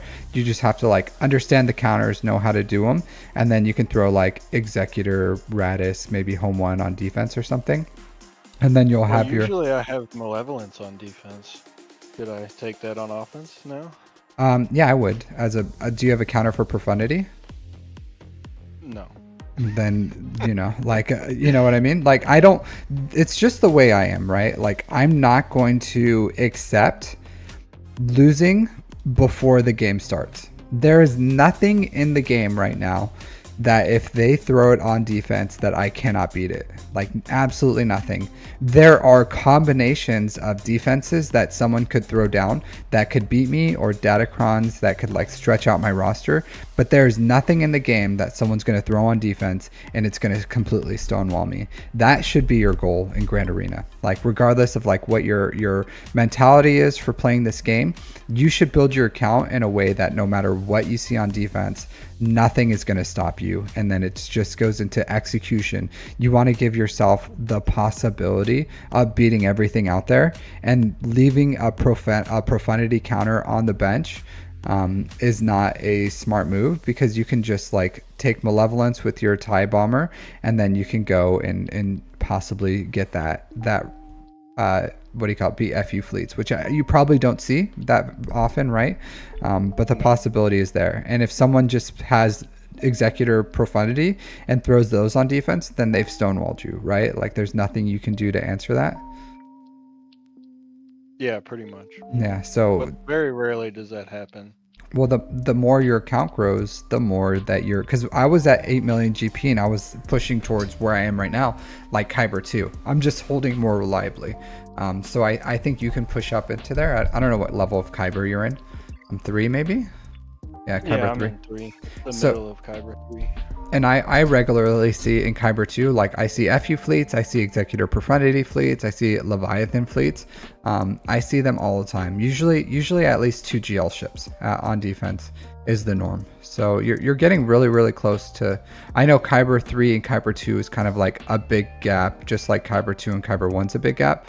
But you're getting close to where, as you start getting more of these GLs and GL ships, that you're going to start pushing into there. So use your get to finish Malevolence, get that profundity, understand the counter. So again, watch like a big Dynasty video or something, understand the counter, and that'll really help you in GAC. And then just there's no real video on like how to reliably use the Chimera to 2-shot. It's just the same thing, except you just kind of, the goal is to alt the bomber and win that way. So if you watch the normal counter, it's the same thing, just without the what do you call it, without the scythe. So it's you're not going to one-shot it. I was able to one-shot like 4 or 5-star Leviathans with it before I had the scythe, but you can still 2-shot 7-star Leviathans. And I'm sure there's tons of opponents that threw FU fleets and was expecting me to lose, and they're like, there's no way this guy can win. I don't have the scythe, I throw everything on defense.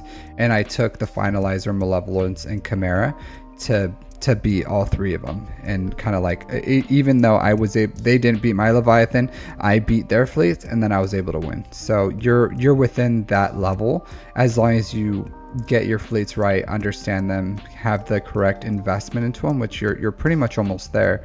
I would say this 5-star Malevolence is a huge disadvantage, because you need that speed to be able to, otherwise the profundity, even if you have excellent RNG, is going to outpace you, because your Malevolence is just too slow. Yeah, I think I got like 25 shards left to these 6-star, so I'm getting close. All right, so just 125 shards then, and you're there. Yeah. So what's the exact farming path then, Cap? Like, what are the I would say this farms that I do? So you're gonna have to use some critical thinking here, right?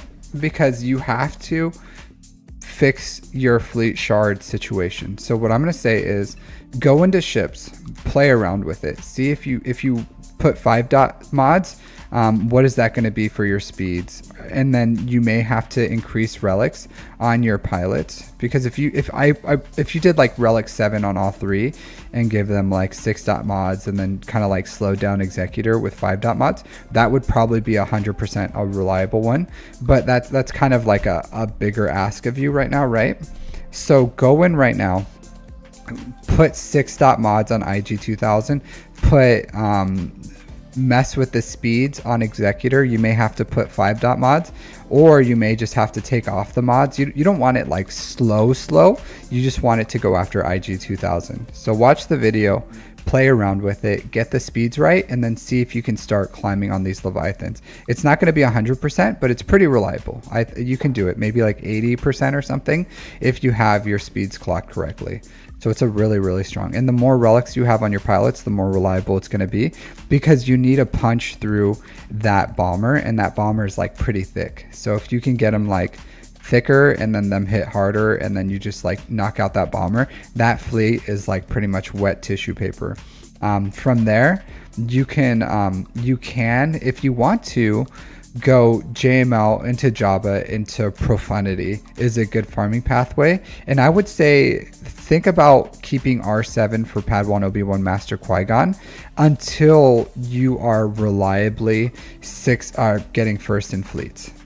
And then at that point, you may want to keep them at R7 so that you can push towards like something else. But I don't sacrifice that R9s at the price of not being ready for Profundity if you need the Profundity to reliably beat Leviathans. Because if you have Profundity at 7 stars and with that Mark 6, you can absolutely climb on those Leviathans, no problem. Even just the normal Profundity without the Mark 6, you can 100% do it. Like the guy I beat in first every day does it. Like I fight him every single day, and we're a wall of Leviathans, and he beats whatever Leviathan is there every single day for first, and then I climb on him. So 100% you can do it with Profundity, with just a normal Profundity.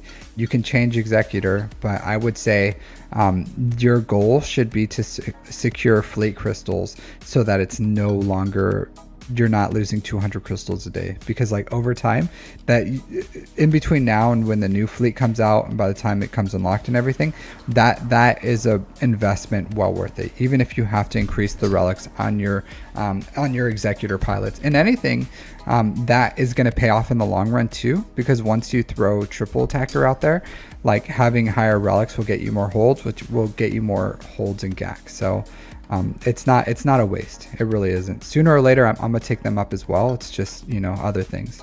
So the farming pathway is fine right now. Just kind of make sure that you can do it with Executor. And then if you want to, if you watch a guide and they recommend like certain relic levels to be reliable, you can maybe increase those and then start moving towards like JML, Jabba, Profundity as your farms. But it's up to you on how you want to do that. But I think securing that fleet crystals is huge, right? Yeah, them announcing GL Ahsoka kind of messed my whole plan up, because I was going to wail on the next fleet that came out, but when they announced that, I was like, well, I guess that's out the window. And the way that they're throwing out these Relic 9 Rex for Ahsoka, I'm definitely not going after her. Yeah, so it's 100% like March of 2025 is when the earliest that we would see another GL fleet. So there's a lot of time in between then and now for you to earn those crystals to make it worthwhile for whatever fleet you're going to have. And I think Executor and Profundity are still going to be worth forming for a very long time. So getting them up and running to a better level, or even unlocking Profundity. Even I use Profundity on offense, and I love it. Like I love that fleet, even low gear. It's really good. To counter the Leviathan, you need it like 6-7 stars. But I think if you don't need that specific fleet for the Profundity, like 4 or 5 star Profundity is at like 90% functionality. Why no Padawan Omicron? Because it's a waste, dude. You don't have to put Padawan Obi-Wan. Conquest Omicrons are a waste. So and Tank is over here just recommending me like use everything. He's like, yeah. Why don't you have Maul and Seer? Why don't you have Padawan Omega? Yeah, I ain't got resources for all that, man. Believe me, I would love to take Maul up to Relic 9 and like use him in a team, because he's my favorite Star Wars character, but like it's just not feasible at this point. It's just not. You could always I still think until you secure first in fleets and until you have Jabba, you're not in the realm of like passion projects. Like after you have Jabba, after you are getting first in fleets, then you can farm whatever passion projects you want. But you need those, like you have to build that foundation, and Jabba and getting first in fleets are part of that foundation. So go towards that. Executor can do it. You just have to play around with it. Let me know what works out for you, but I think overall, if you do that, you'll be in a much better position.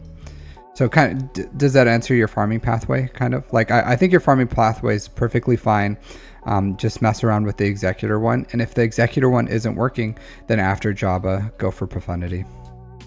Yeah, I'll definitely do that. I appreciate it. Yep, no problem. All right, so I'll take a quick look at your mods.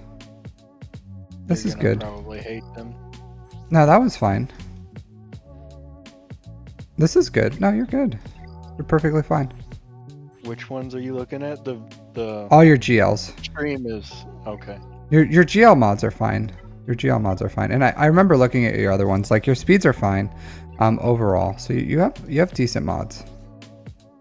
Yeah, so you don't have like a huge depth of like 300 plus characters, but you don't have that much time played. So 1, 2, 3, 4, 5, 6, 7, 8, 9, 10.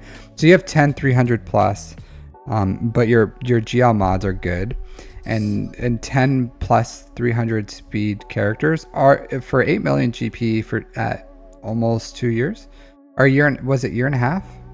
Year and a half. Year and a half. A year and a half is really good. So once you get Jabba, it's going to accelerate and shoot up really, really quickly, but it's good. It's not bad, honestly. So exceeds expectations. Hell yeah. Okay. But yeah, thanks for hanging out and coming on chat. Yeah, thank you, Cap. I appreciate it. Enjoy the rest of your stream. All right, thanks. You too. All right, bye-bye. All right, so yeah, that was fun. Yeah, Anakin Lavacrawler. So any donations over $5 will get you a head of the wheel. So yeah, and I started doing and on Discord, if you guys wanted to, you can, if you're live and it's your time, then absolutely you can jump on here and we'll get your roster review. But yeah, I have been doing donation ones.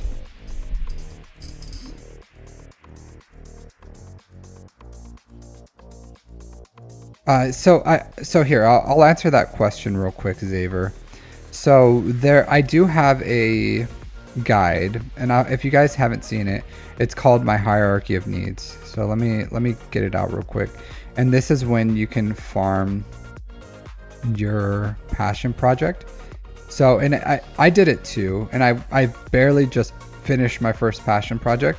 So here you have to have your foundation built. So you have to have the guild income that's appropriate for your level. So whatever box that your guild is aiming for, as long as you divide it by 50 and you're getting that level of participation, then you're good. You have to have good crystal income, so first in fleets, and like GAC is something that you in daily activities, so play every day, just do your best in Grand Arena. And then Fleet Arena is huge. So that was like the last account we just saw with Dakota Honaker. He's missing this crystal income. So he has guild income. He's missing crystal income from Fleet. That's huge. So he has to focus on this first before he can start focusing on like passion projects, account direction, assault battles, GLs, and stuff like that. So you gotta lock down your Fleet Arena first. So once you have your first GL fleet, you have like a good amount, if not all, the assault battles, at least 5, the basic ones. So the 2 Imperial Troopers, Jedi, CLS Rebels, maybe Sith, or like these 5 at CT1. SOKR can also do this one. Then you're in a good position. You don't have to do Night Sisters. You don't have to do Inquisitors. You can honestly do Rebels, and Rebels will do, or I'm sorry, Phoenix, and they'll do CT2 for Rebels and the Phoenix one. But you need decent assault battle income. And at that point, if you have all this, then you can kind of like knock out a passion project. So, and I would say Jabba before that too. So as long as you have Jabba before and you have all this foundation, then you can knock out whatever passion project you have. So like once you have Jabba and you have all this foundational resources, then you're in a good place. And then I should change this to add in the Poncho Bros, so you need to add them in here. But essentially that's good. That's when you can start doing a passion project, in my opinion. So But everyone's account is different. Some people do passion projects like right off the bat. Right off the bat, they're just like, hey, I'm farming this. And it's like, hey, this is a video game. So if you wanna play like inefficiently because it's your passion project, then you know, that's your passion project. So go do it. But my recommendation of when to farm it is when you have those resources done. All right.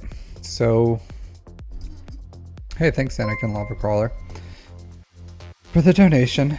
Yeah, so I guess we'll jump into yours. Did you want to jump into chat or you just wanted me to do your roster review?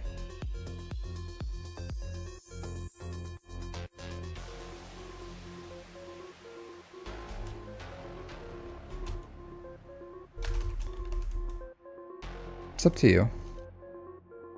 Man, that was like an hour-long roster review. Man, that was a long roster review. Usually if I go into chat, they get a little longer than normal because we dive into a bunch of stuff. Can't jump into chat. No worries. No worries. It's just I want to give people the option on live. So if you're here live and it's time for your review, then yeah, absolutely. All right, but thank you for the support. I do appreciate it. All right, so we got mini Anakin Lavacrawler over here with the Star Smashers. So you have JMK with Padmecron. That is nice. I love this team. Love it. 345, a little slow cat. So do you know how to beat cats on mirror with a slower one? All you do, yeah, you can use instead of Jedi Knight Anakin here, if you throw in GMY, Grandmaster Yoda, then you can take out a faster Jedi Kenobi team. And then I did make a video on it. Not many people watched it. The video of me and Nooch was an hour 28 minutes. Well, to be fair, that was 2 reviews at once. And I'm still kind of like figuring out the process of it, and we weren't really just only talking about reviews because yeah, it's in between 2 roster reviews, so there's content and talking in there. It's not just like, hey, I'm gonna give you a quick roster review and then he gives me a quick roster review. Like the point is to have like this conversation where we can talk and, you know, talk about other things, not just purely here's your roster review next. Like it's supposed to be like a conversation between 2 content creators. So it's not like I get it where people think because it's a new concept, right? And it's not meant to be like, here's your roster review, here's my roster review. All right, thanks everyone. It's supposed to be like, hey, they come out, we chat, we dialogue. And then we're just like the basis is essentially a roster review, but we're just having a time, we're just hanging out, essentially having a chat, getting to know each other, and then while we're just talking about rosters at the same time. And it's not like specifically, hey, I'm gonna sit here and just 100% roster reviews, because we go in and out, we talk about a lot of different things, and it's not just like rosters. And it's just a new concept that I'm doing, but I like it so far. All right, so Anakin, we have 8.5 million GP, 4.9 in characters, 3.5 in ships. 15,000 galactic war battles, so a good amount. So you're getting close, you're 3 years time played. All right, so last half a year ago, you didn't have profundity unlocked. Well, you're 8.5 million GP, so you probably gained a lot. So I see you have a lower star profundity, which is totally fine. So I did accelerate my profundity, absolutely not necessary. I did it because I had 50k crystals. Like I had 50,000 crystals just sitting there. So I was like, okay, I spent like 16,000 crystals. I was like, what's 16,000 crystals for me? It's like nothing. So I just took them to 7 stars for TB. So yeah. So you're honestly very lackluster fleets as far as finishing out a lot of these things. So you need to continue to farm your stars. So BTLB Y-Wing, no reason why this shouldn't be 7 stars. Marauder should be 7 stars. Your Gauntlet Starfighter should be 7 stars. Your B2 should be 7 stars. Your Sith Fighter should be 7 stars. Like all these, your MG 100 Starfighter should be 7 stars. Raven's Claw should be 7 stars. So continue farming at least like 2 of these, especially like this BTLB Y-Wing. So that you got to keep farming these. Like continue to farm them. Never stopping farming fleets. You just gotta keep knocking it out. Like I know it's a grind, and you'd be like, well, who the F cares about Gauntlet Starfighter? Or who cares about B2 or Sith Fighter or Comeuppance or all these things? Like I understand Comeuppance because it's Cantina energy, but if it's fleet, if it's normal energy, hard farms, or if it's in shipments, you need to farm them all. If anything, like Nooch hit me up on not having my pilots up for Gauntlet Starfighter. So if I could get hit on my fleets, 100% you're gonna get hit on not having these at 7 stars. So farm all your stars. Like all these ships have a use, believe it or not. You may feel like their use may be niche, but there's only 67 ships in the game. Farm them all. Okay, I like this Bane. Too many Zetas. You've gone 1 Zeta too far here. So this Zeta is this line right here. Light side enemies have -10 speed, doubled for Jedi. So if you look at all this that you get for free, all this, and then the Zeta is just this one line here. Light side enemies have -10 speed, doubled for Jedi. So that is, it's not even a luxury Zeta. It's not. It's a flush it down the toilet Zeta. So don't do this. Don't put, I know there's nothing we can do about you, Anakin, right now because you already have it, but if you are out there in the YouTubes, in the Twitches, and you see light side enemies have -10 speed, doubled for Jedi, don't do that. Like absolutely don't do this. It's a waste. I know, like, he's so great, so fun. I would do I think it's Essence of Dominance. Essence of Dominance. So I get it where people are like, you love Bane, but that doesn't mean you have to waste a Zeta. So like Essence of Dominance is worth it because you increase cooldowns by 2. So getting another cooldown, especially when you're going against GLs, because GLs are going to lap Bane usually. So they'll take like 2 turns to Bane's 1 turn. So increasing their cooldowns by 2 is very important here. So Malevolent Whirlwind, a waste. Don't do that, Omicron. But Essence of Dominance, I think 100% is still worth it as an Omicron. So I would recommend this one if you have the ability to. Essence of Dominance.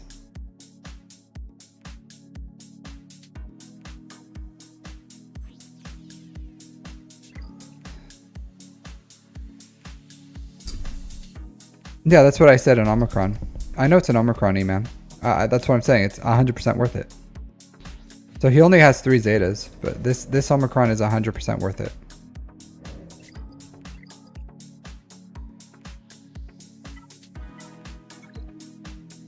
All right, so you have the armor up and running for your C, so that's good. You got R3 Revan. That's fine until you get the Leviathan. Star Killer up and running. So you do have 4 GLs. You only have 2 GL ships. So I will say this, you are ready for Inquisitors if you wanted to. This is where I recommend Inquisitors, but I will say this. You should finish Jabba before going for Inquisitors. So I don't know. Do you have Padawan Obi-Wan Master Qui-Gon? You do. You have Padawan Obi-Wan Master Qui-Gon. Where's he at? Master Qui-Gon. So you have him at R7. No, you don't. Spectral Fiasco. So if you put your name for a roster review, then you don't have to put your name again twice. So you're still on the list, and you'll be on the list until you get a roster review. So you don't have to keep putting your list every stream. Hey, Norquist. He's Kyber 3. Almost Kyber 2. Yeah, you can't check the list. So if you go here, so you can see the list right here. So it's like, it's a bit, right? Because it's a good amount of names, but you can check and make sure your name is here on this list. Hey, it's morning, Norquist. How's it going? All right, so I will say this. So do you have Quadme? Because you don't have, yeah, no problem. You don't have any you don't have any Zeta investment into them.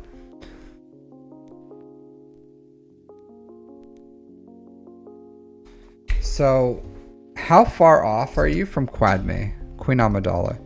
Because you should at 8.5 million GP. Are you going to unlock her this month? Because if you have the ability to get Quadme up and running, I think that would be a better investment than Gungans. Let's see how far you are. Well, you've already invested a lot into Gungans, so you've pretty much gone too far. And it's unfortunate because I think you're going to miss the Jar Jar event, right? Like you're not going to... And I wish I would have got to your account earlier, because I would have told you invest everything into these Gungans so that you can unlock Jar Jar right now. So going for Padawan Obi-Wan Master Qui-Gon has slowed you down. So you're missing out right now on Jar Jar, and I don't think you're gonna finish these before the event's over, and that's unfortunate. That's unfortunate. So you really shot yourself on the foot on this one. You shot yourself on the foot, because honestly at this point you're not going to get Jar Jar for another like 3 months. 3 months. Because you missed out on it. So that really sucks. So yeah, that sucks. So honestly, yeah, you can take them to Relic 5 and you can still get good raid participation from them at Relic 5. You don't need Jar Jar to do that. You can get like 1.2 million or whatever. Once you get Quadme, you can do that. Get her up and running, and then I would get Jar Jar, or I'm sorry, I would get what do you call it? Jabba. I would get Jabba before going for like JML or something like that. Yeah, your shards are fine. Just start finishing these. I would get Jabba before Inquisitors or JML. So I would go Jabba and then JML and then Inquisitors and then you can go whatever you want. And then in between there, you can finish off Jar Jar whenever he comes in. So go Jar Jar, Jabba, JML, Inquisitors is what I would recommend. Like, and I'm telling you, like, you're gonna see a huge difference from your mods by having Jabba. Like, there is a black and white difference between an account with Jabba and an account without Jabba. So the earlier you get them, the more you're gonna see how powerful it is for farming mods. Like you guys, I stream my mod farming every single week. And I build good mods, like consistently build good mods. And you guys may feel like, oh, you have streamer luck or you're this or that, but there's no secret. There's no secret to what I'm doing. I'm doing 3 refreshes and mods. I do well, as good as I can in galactic challenges, and then I have Jabba, like Smugglers Run 2. Smugglers Run 2. It's not a secret. Everyone, it's not even hidden. Everyone will tell you. Farm Jabba for Smugglers Run 2. Like, he's great in Grand Arena. He's great. He's the best TW GL. He has a node in every single ROTE. He is the best GL in the game to have right now, hands down. It doesn't matter everything that you have right now. Like, JMK is great. I love JML. I love SOKR. Ray's okay. C's okay. Like, all the other GLs are okay. But Jabba is the best GL in the game. So, the best. So I'll say this. Finish your Gungans. Finish, and then start going for Jabba, JML, Inquisitors is what I would do shard farm the Inquisitors, shard farm the ships, like the ships that I told you to farm, and then you can go from that farm from there, like in that order. After that, you can kind of do whatever you want. You can go for Commander Sokotano, you can go for Valen Skull, you can go for Leia would probably be a good one, like just because it has really good farming synergy with JML, Jabba, Profundity. Leia would probably be the most ideal one after Inquisitors, because after you farm Jabba, JML, Gungans, you're probably going to be in a position where you're going to have like the Scythe ready, so you can have that Leviathan counter. So, you know, and then farm all these ships, farm everything. If it's a hard node ship, farm it. And that's what I would recommend for this account. Man, farm your Datacrons. Look at this. One level 9, one level 8. That's nuts, dude. Absolutely nuts. Because after this dust, you know what I mean? Like you're gonna be hurting over here. You have 2 puny little Datacrons. And it's a Geo one. Like you gotta continue building your Datacrons. No, Anakin. No. So I'll say this. No. On that question, no. I hear what you're saying, but no. Totally understand you. But again, no. Like, no. Jabba. Get Jabba. I'm telling you, it's Jabba JML. Just because Jabba JML is so quick. If you want to, you can go Jabba Inquisitors JML. But it's going to be like 3 weeks after you get Jabba is how fast you can unlock JML. So I would say Jabba, JML, Inquisitors. That's the farming pathway I went. I went Jabba, JML, Inquisitors. By the time I was just working through the signal data when I finished like Jabba, JML back to back, I had about 2,000 Chirotech saved because I had all the assault battles. I was taking my get 2, get 3, and I was putting it into Chirotech. So I had like 2,000 Chirotech saved for Inquisitors going into the farm, and it was like a month and a half, and I finished it. So I would say finish Jabba, finish JML. By the time you finish those, you should have some Chirotech saved up. Then you throw that into Inquisitors, and it makes it go by so quick. Then you'll probably be closer to like Riva and having the Scythe, so that you'll be in a much better position. But you want Jabba. JML is so quick after that, and then jump into your Inquisitors. Yep. Yeah, I had 2,000 Chirotech saved going into Inquisitors.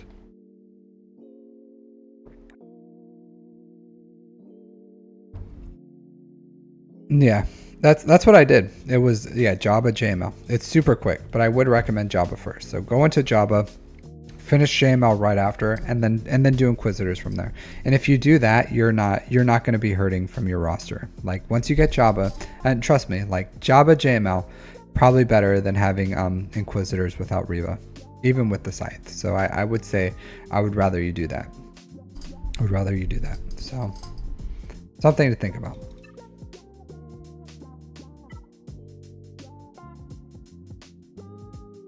So, and I'm only saying JML before Inquisitors just because it's so fast. That's it.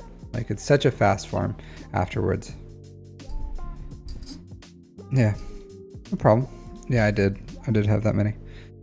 Yeah, so that's what I would recommend for this account, dude. Like good account, good mods, good investment. You have good raid participation, decent Omicrons overall. Like I don't see any Omicrons in here that are wiggity whack. Like this is a good account. This one's wiggity whack. I don't know what was wrong with this. This was probably done a long time ago. So that Chief Chirpa one Omicron's a waste. But you know, other than that, good overall. So good job.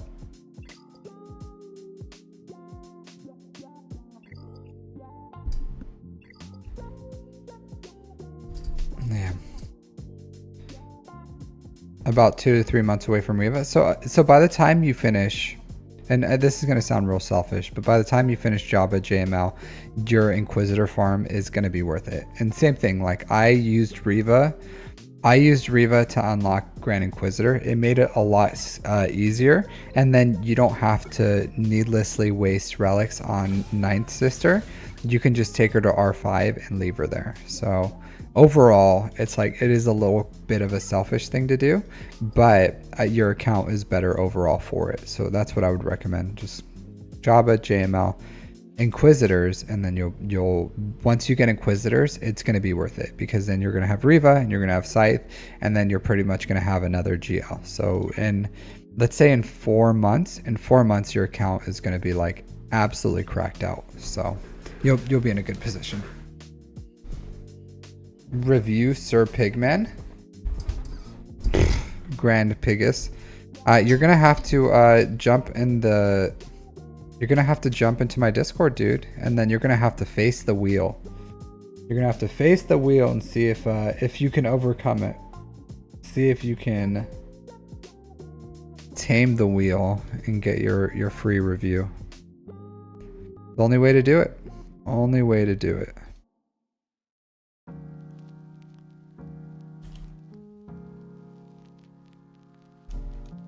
Unless you donate money, but that's the only free way to do it. So if you donate more than $5, you can just get a review. But only free way to do it is to jump on the wheel. All right, I don't see Lacavonis in here, is he? He is. Lacavonis is here.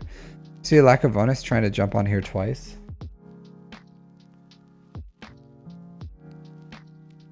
All right. Dugu Quibi. Yeah, the wheel knows no bounds. The wheel rules all. All right. Cool. That's the new players. All right, so let's get a spin of the wheel. Let's see. Get the wheel up and running. First I gotta interact with it, get it updated with these new players in there, and then we'll get some free wheel spins.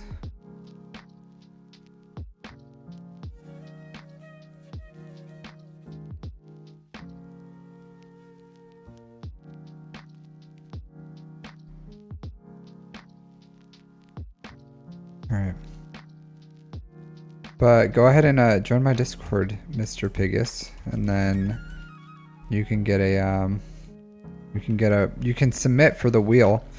The wheel either breaks you or it makes you, but we'll never know until you jump on it.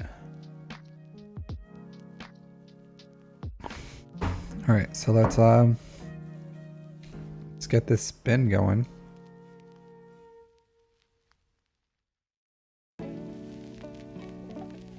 Get this bit going. All right, are you guys ready? Are you guys ready for this? You thought the wheel reset? No, I keep everyone on the wheel. It's pretty much if you get if the wheel if you get chosen on the wheel, I take you off. But if you don't get chosen, then I keep you on until you get your review. So. Otherwise, it would take forever if I only did it. If I did this every single time and I made you guys submit every single time. Yeah. All right, let's get this spin going.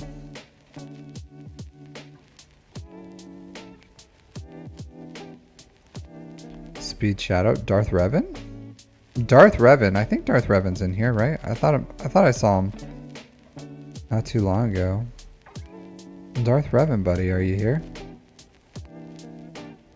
Your body is ready.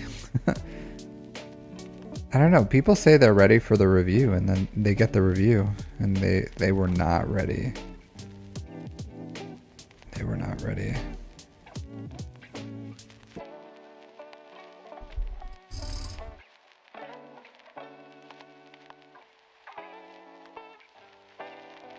All right.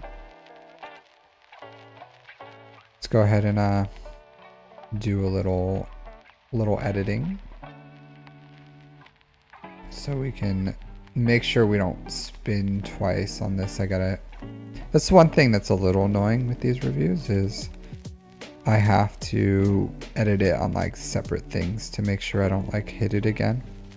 Because I update it every single spin, so I gotta update it on my Discord, and then I will update it on the actual wheel itself. So cut that out, put it at the top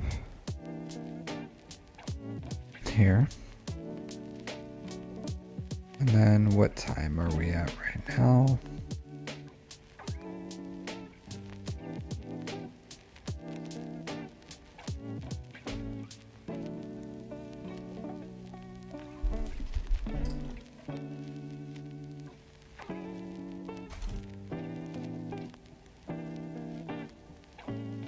Okay, I'm ready to go.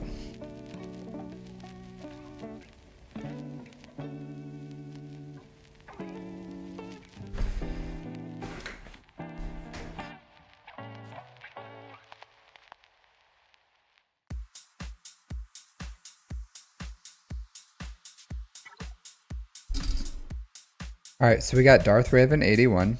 So at least he's consistent with his names, because some of you guys, very inconsistent with your naming conventions.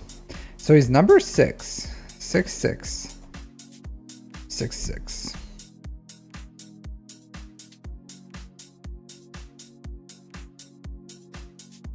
You're pretty confident that you don't need you don't need a roster review, man. So roster review for one person is a roster review for everyone. So, yeah.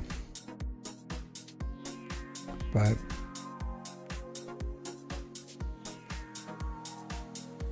yeah. I don't know why you felt like you had to say that. I wasn't like, E-Man, you need my advice right now. So, but I will say this, like Nooch and I do review rosters a little differently. But yeah, like if you watch enough roster reviews, you kind of have an idea of where to go. And having a good, being able to like essentially review your own roster and choose the pathway is a good skill to have. I know he was pushing that for a while, like, hey guys, let me teach you how to review your own roster so you know what to do. But yeah, but 6'6", he only needs one more 6 and then he can harness the power of the devil. He is a Sith, so. Alright, so he's in Zaken Mosi Moroxin Widmo, whatever that means. I'm sure one of you guys probably speak this language and can explain what it is.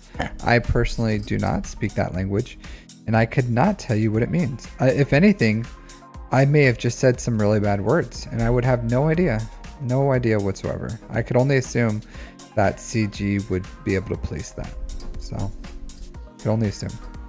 So 5.3 million GP, 2.8 in characters, 2.5 in chips. A year and a half. Let's see what they got here. Reva.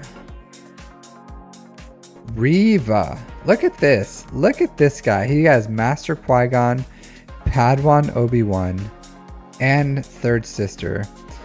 In a year and a half. This account, I'm gonna read this guy's Discord message. Hopefully he didn't just say, review me, bro. But this is super irregular, is it not? So since early January 2024, watch mod videos as first contact with the channel. My account is 1.5 years old, bought a couple of original Lightspeed bundles, working on assault battles, improving your raid results, JM requirements in the back, or JMK requirements in the back. I did a live roster review of this account in January, best regards. He does not explain why he has the goated, he has Darth Bane at just relic, not even relic 1, just relics. This is such an irregular account. This account, it honestly, he probably has friends in high places, you know what I mean? Like, this is an account that maybe his buddy is a guild leader or something, and he's like, hey bro, I'm just gonna tell him that, or you're just gonna join my account Because you know how sometimes, and maybe you guys had this reaction or this, because when I joined this game, a friend of mine or a coworker, he told me about it, and he's like, "Hey, do you like Star Wars?" And I was like, "Yeah, I love Star Wars." Or I think he was playing it, and I was like, "Hey, what are you playing?" He's like, "Oh, I'm playing this game, Star Wars Galaxy of Heroes. It's a Star Wars hero collector." And I was like, "Oh, really? Tell me about it." And he showed me, and I was like, "Hey, let me go try that." And then he like got me into the game. He showed me the ropes.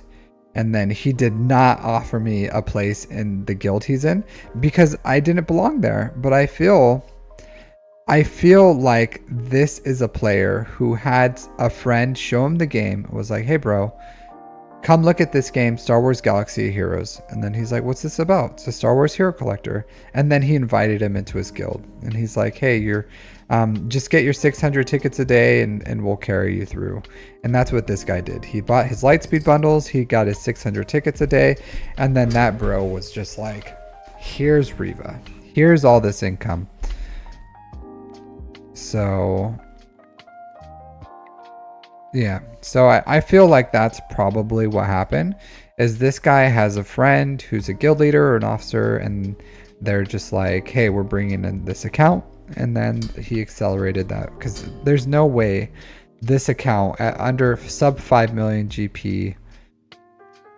Let's look at his guild. Yeah, we went over the guild name. Here, let me find him in Star Wars Galaxy Heroes.gg.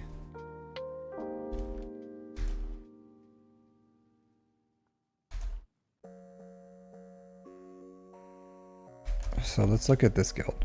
But or maybe because it's like such a weird language thing that they're just like, "Hey, if you're, you speak our language, we're down for you to hang out with us." So 440 million, 41 million. Not great in raids, honestly. 55 million, pretty lackluster. But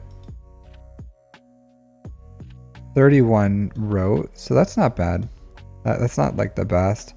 Really good TW record. Really good TW. So this guy's like printing out Relic 9 material.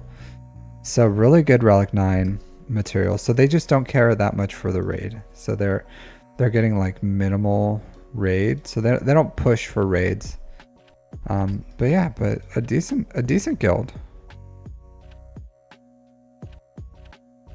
Yeah, and then his buddy, his pal, where's the leader? The leader right here. PP007.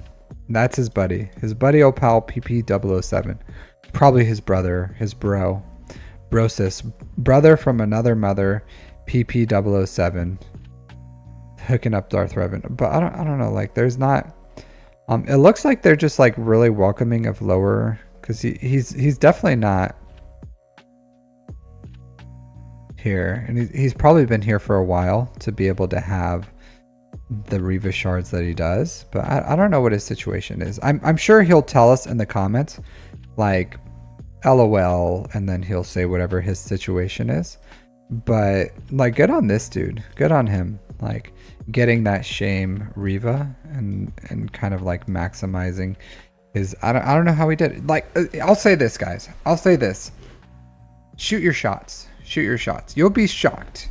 You'll be shocked at the guilds. Maybe you'll get in at the right time. If you look at like some big guilds, sometimes you'll see like 1 or 2 or 3 people at the bottom where you're like, who do you know in this guild that you're here? So sometimes you just got to shoot your shots, and maybe maybe Darth Revan did that. Maybe he bought the Lightspeed bundles, had like Ray, SLKR, and Executor or something, and they're like, all right, yeah, we'll take you. A sandbag? Nah, I don't think it's a sandbag guild, like Avonis, because they have so some guilds just don't mandate TW. So okay. But I like this. I like what I see here. Shockingly, I was not expecting this. I was not expecting Third Sister. I was not expecting R9 Master Qui-Gon Padawan Obi-Wan, but I'm pleasantly surprised. I'll say this, I'm pleasantly surprised. Sandbag is when you purposely don't have members join, so you're fighting weaker guilds. And I don't think they're purposely doing that.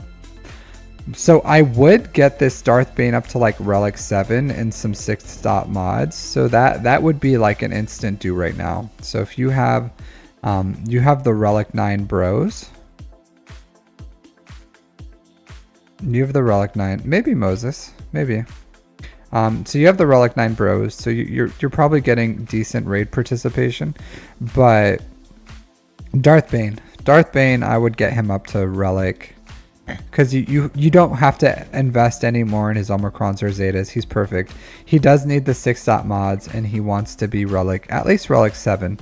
So I would get this up to Relic 7 as soon as you can. Just because it's a GL killer. This can be Rays, it could be Leias, it could be really reliable Leviathans, it can be really good Revas with the Revacron. It's just a fantastic character. So I would take this guy at least Relic 7 is what I would do with him. Yes. So other than that, like, what would I do here?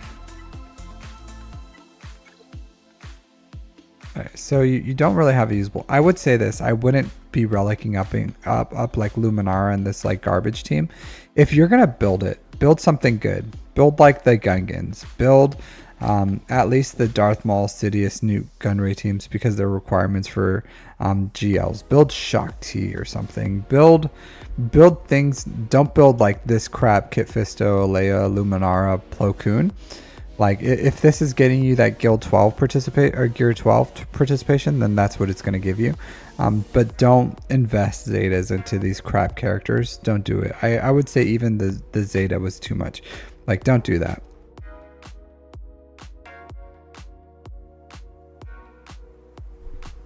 Yeah, see, a lot of guilds do that. E-man. I think I don't call that sandbagging if it's optional.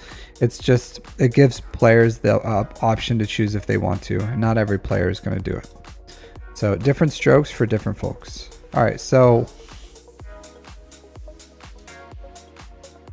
yeah. So there, as far as the raid, it is what it is. Let's look at your ships. Chimera.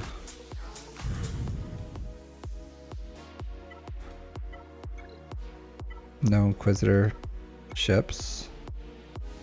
No Rebel ships. No Radis ships. No Resistance ships. Lackluster Empire ships. Lackluster Galactic Republic ships. Lackluster Separatist ships. So everything's pretty mid here, to be honest. So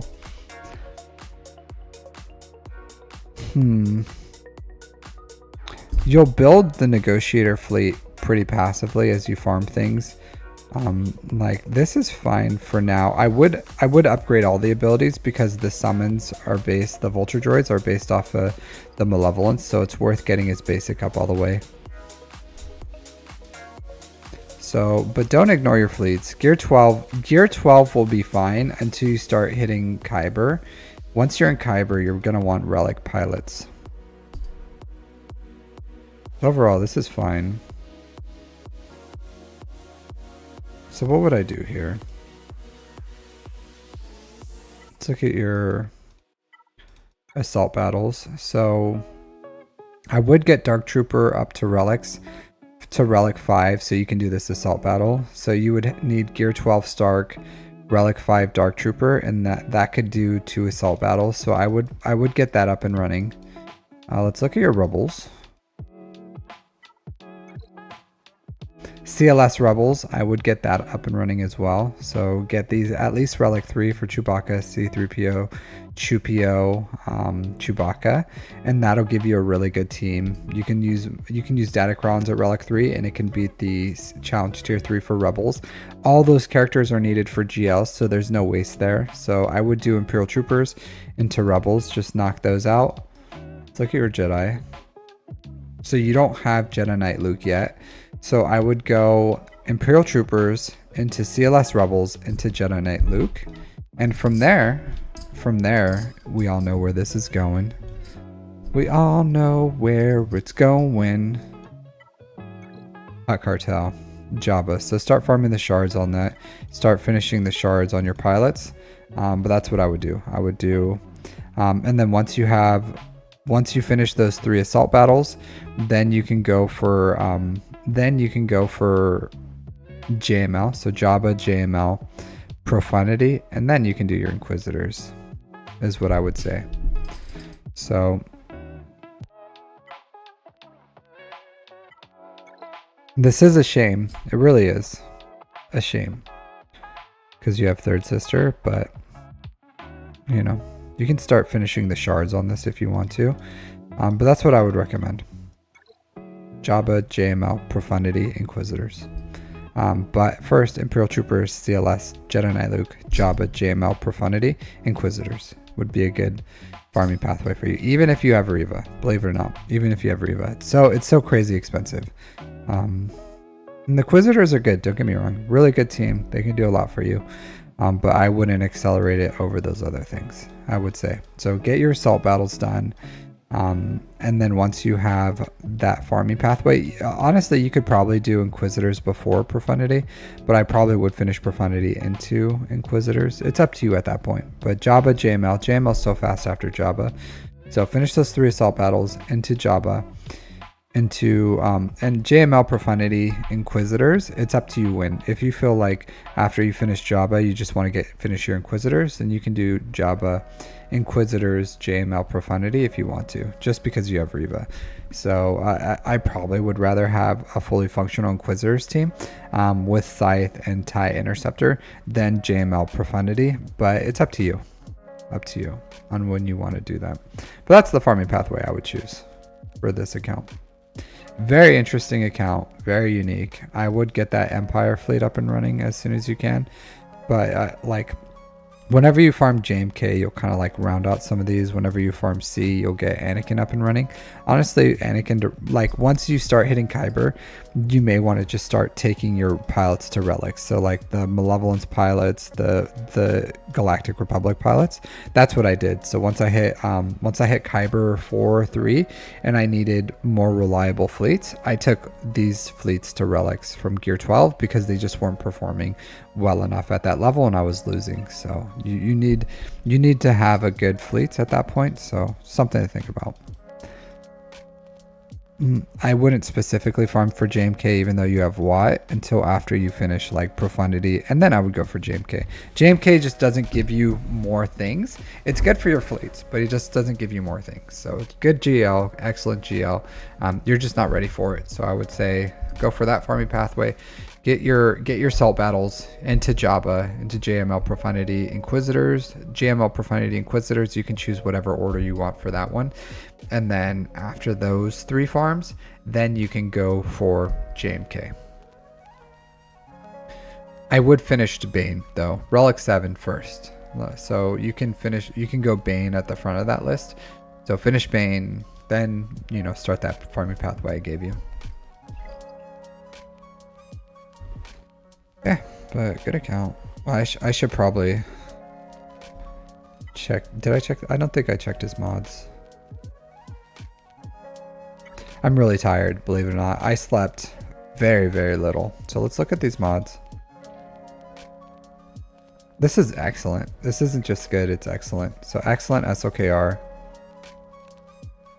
Excellent Ray. So good job, dude. Good job on your GLs. 338, not bad. 333, so your speeds are holding up. Really fast Bastila. I don't think Bastila needs to be like crazy fast. Once you have Malgus, like you don't need her to be like ridiculously fast or anything like that. So because he's gonna give them a lot of speed. So yeah, good solid mods. Nothing too crazy, but like 1, 2, 3, 4, 5, 6, 7 300 plus speeds. Once you get Jabba, that's going to go up. But for a year and a half, that's not bad. Getting decent fleet placement every day, even arena placement. So overall, like good account, great account. So.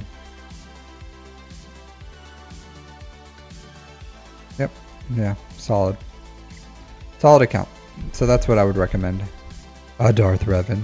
Good job on getting into the guild and getting some decent income for where you are in the game. So good job on that. I don't know what you did. That homie hookup really really hits, right? Really hits. So remove that. La homie hookups. So I think I am like crazy tired today, so I'll probably do one more free spin, and then if there's no more premium reviews, I'll probably call it a day and then go take a nap or something, because I am pretty tired. But let's get one more free spin in here, and then no other premium reviews. We'll probably call it a earlier Sunday stream. All right, so let's get that spin and see who it's gonna hit. Silky, Mad Hatter. Oh, Mad Hatter! I thought you had it, Mad Hatter. I thought you had it. Look how close that is. Oh, it's like right on the line right there. How heartbreaking. Sorry, Mad Hatter, but golf clap for Silky. So smooth. Just slid in there at the end. So smooth. Silky smooth. All right, so let's get this code in here.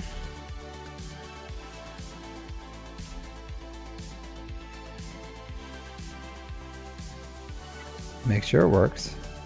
Yep, Silky. Love to see it. Love to see it. Let's get this right in Discord, and then we'll get our timestamps going, and then we'll start jumping into this one. The Silky smooth, doing it right. All right, Silky. There you go. And we're at 234.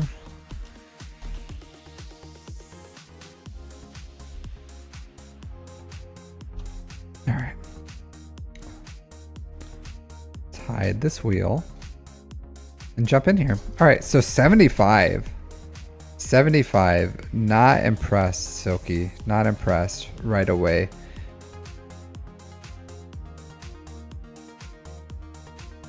So, E-Man, what I'm saying for that, I think you're misunderstanding what I'm saying for the malevolence. So this person doesn't have the malevolence, so let's see if I can copy and paste this. So the summon for malevolence here is based off the malevolence, right? So if you have all the abilities, so it's just like a pilotless ship. So for a pilotless ship, you upgrade all the abilities for that ship because it increases the stats for that pilotless ship. So the same thing for the malevolence. When you use all cannons fire and charging malevolence, it summons a vulture droid, and that vulture droid is based off of the stats of the malevolence. So if you have a less, if you don't have your basic summoned or all the way upgraded, then it affects the stats of the vulture droid that's summoned.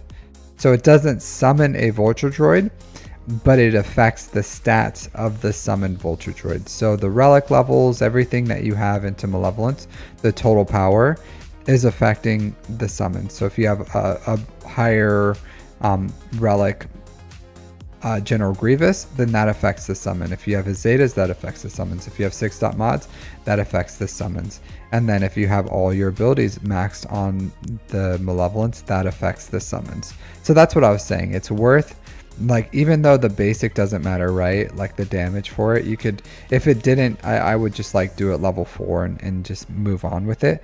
But since it affects the summon, then you want all the abilities on the ship. You want your malevolence upgraded because those summon stats are based on the malevolence and its power.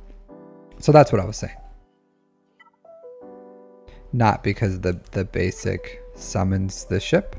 It's that the stats are based off the malevolence. All right, so Murder Bears Picnic, excellent.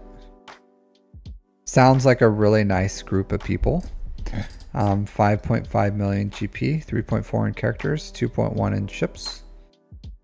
1 year and some change played. So not bad. I could see probably some Lightspeed bundles here. A Lightspeed bundles extraordinaire. Nothing wrong with that. They do have the Gungans and Jar Jar, Relic 7. They have Darth Treya, Darth Revan. They got their payout for Starkiller.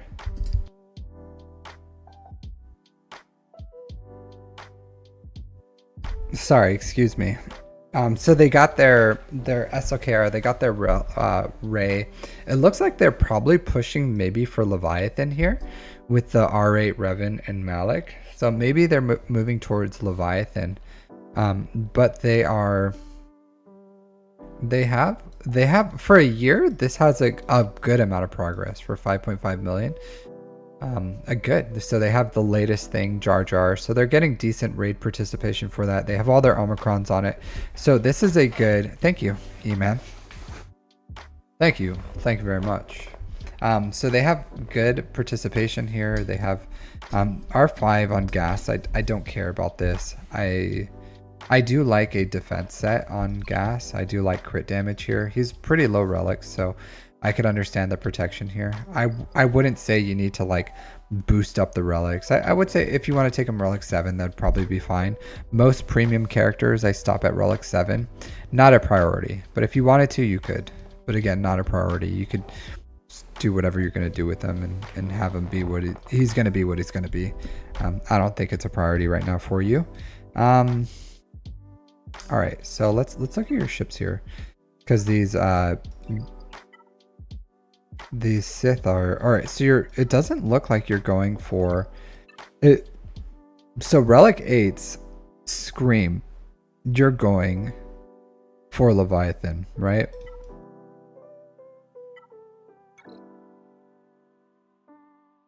I don't know. I don't know why you're prematurely taking them to relic. Maybe in preparation for Leviathan one day, but I feel like this is kind of premature, right? Kind of premature.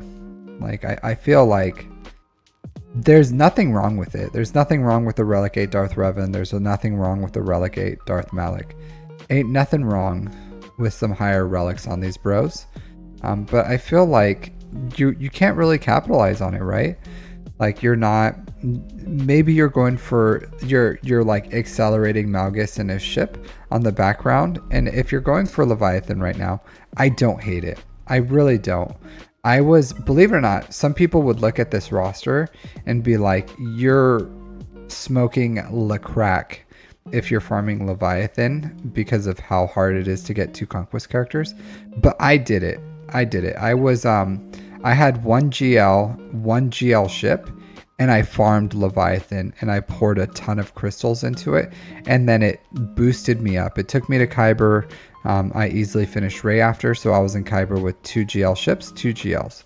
So it can be done, and I usually don't offer that as a possibility in my roster reviews, because that's like a huge investment, and I don't know if someone would be willing to like have the dedication and commitment to do it. So I wouldn't recommend it.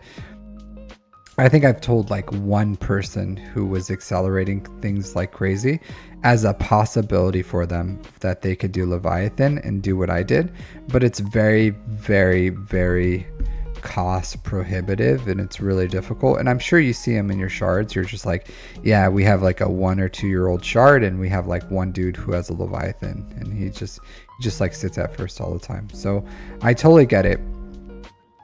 Your fleets are pretty lackluster. You don't have a GL fleet. You don't have Malevolence. So, you know, I'm not happy about that. So I would love for you to put some more effort into these. Like get your Malevolence, farm them. Farm the Hyena Bomber, the Vulture Droid, finish Sunfac, like get that as an easy second fleet, like use your get to finish off that 7-star Malevolence, like continue farming your bounty hunters, because I think honestly skipping Executor isn't the smart move. Like if you get Executor, you can start getting fleet crystals, and then if you want to go Executor into Leviathan, it's fine. where you are. Like if you wanted to like dominate fleets, like I understand that, but you would like after that you would go into Jabba and then you would weave in assault battles, and that would be the greatest way to get it done. But yeah, so I don't know if that's what you're doing or what you're doing, but that's what I would recommend. Like if you're going all in on Leviathan, then go all in on Leviathan. You have to 7-star it. But whatever you're doing, like I would say you should probably do Executor first. There's no reason to skip out on the first level of GL ships, like Profundity or Executor. I would say you should go Executor, fit in your Imperial Troopers afterwards, CLS Rebels, Leviathan, Jedi Knight Luke, Jabba. Like there's a reason I recommend that farming pathway for players who don't have them, is because you have to weave in your assault battles into the big farms, and if you're going for Leviathan, it's going to take you some time to get those up and running. You already have 2 GLs, so you can finish your GL ship. You can go for a second GL ship, really secure your fleet placement, and then go for Jabba from there, as long as you're weaving in those assault battles in between there for Imperial Troopers, CLS Rebels. That's what I would recommend for this account. But you're kind of nuts on what you're farming here. I would 6-dot this mod and get them, find one, maybe not particularly this one, but one that can have like fatty offense. Like it's still important to have all 6-dot mods on GLs. It's not just the 2 speed, it's also the percent stats that you're getting, and you want as much percent stats as you can on your GLs. But like good mods on this guy. Like look at this, 7% offense, flat offense. This is a spicy meatball right here. Look at this fatty, fat, super fat, mega fat, dope mod. Honestly, 7.9%, 7.09% offense on a circle. This is dope. Mad props on this one with flat offense here. Oh. You love to see it. I would love if it would have hit speed at least one more time or something. So it was like 21, 22, even like 27. Like if it just had like one hit on flat offense and some speed here. Oh, this would be an absolute god mod. But for what it is, fantastic mod. Fantastic. I don't hate it. This is good. This is good. I like 10% offense here. This is good. So these are like excellent mods. Just 6-dot this with or find one that has better offense percent here. Yeah, it's a strange account, but if you would have looked, so sometimes you have accounts that are just weird. This is great. This is great mods here. Honestly, over 200k health. 11k damage, speed doesn't matter too much, so good mods there.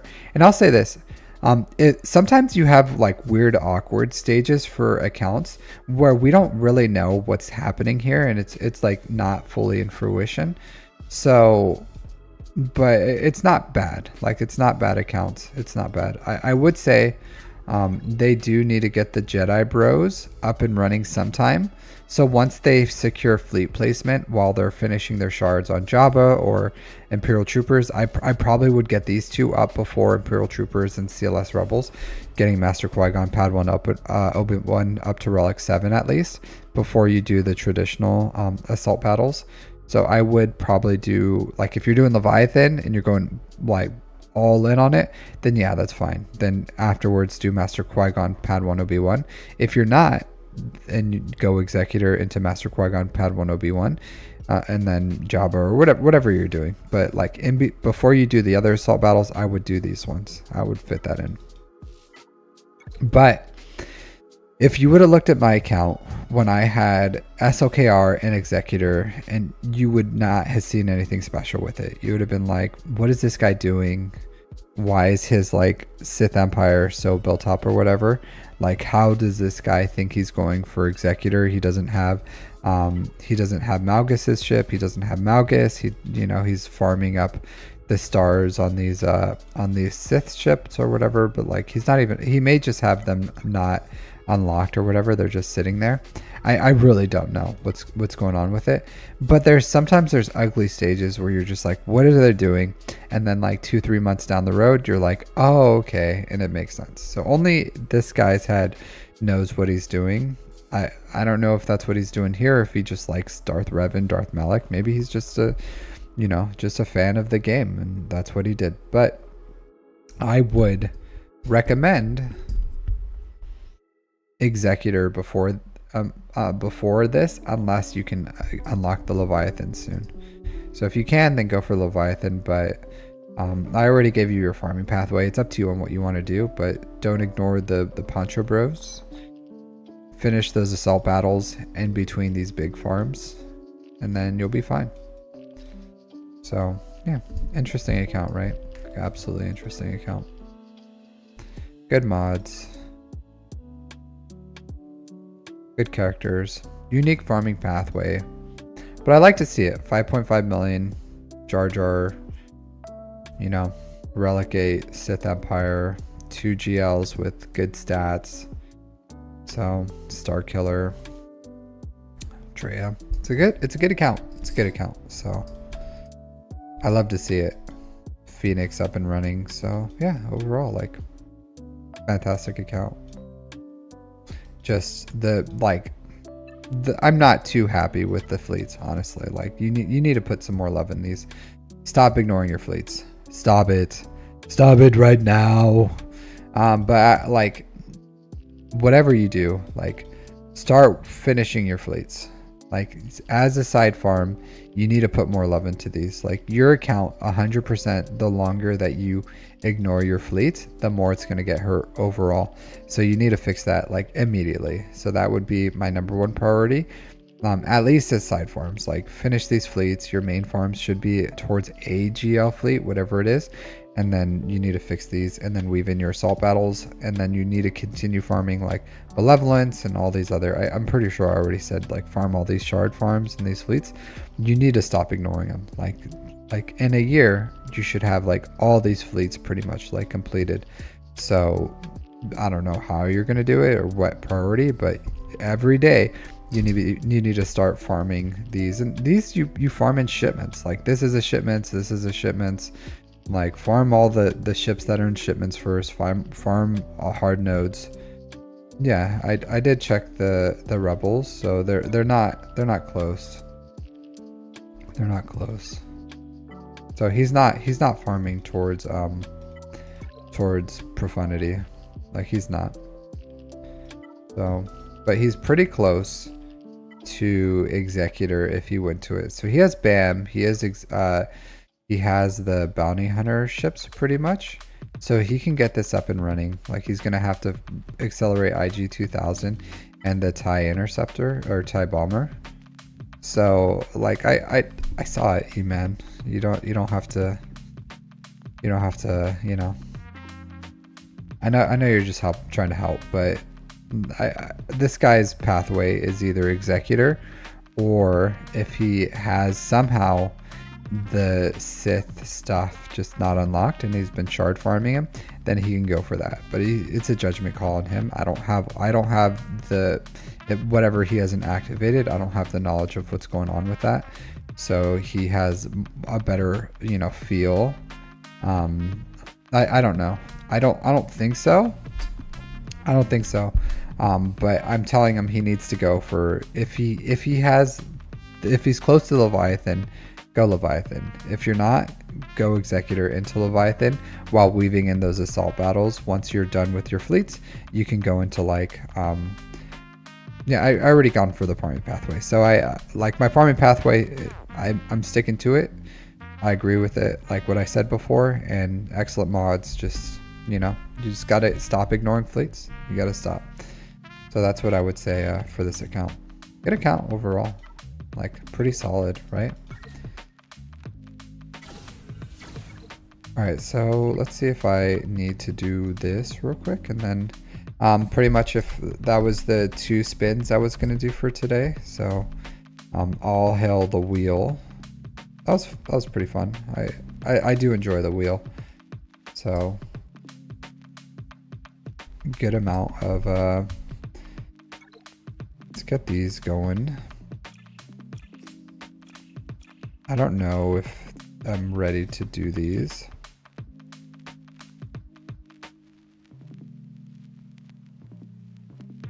Yeah, I don't care if they go for profundity. I just don't see profundity. Like I think profundity's fine.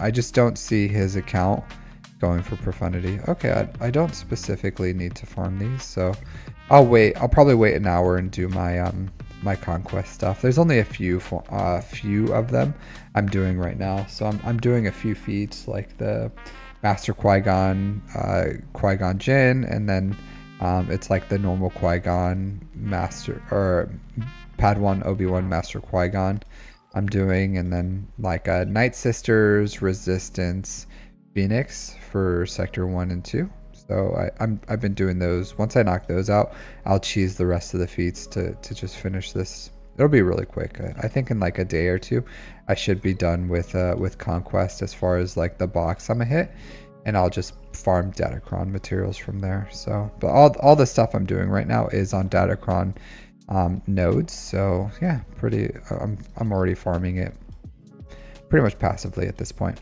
But yeah. Is Ravenclaw used for anything? You can use it in the early game.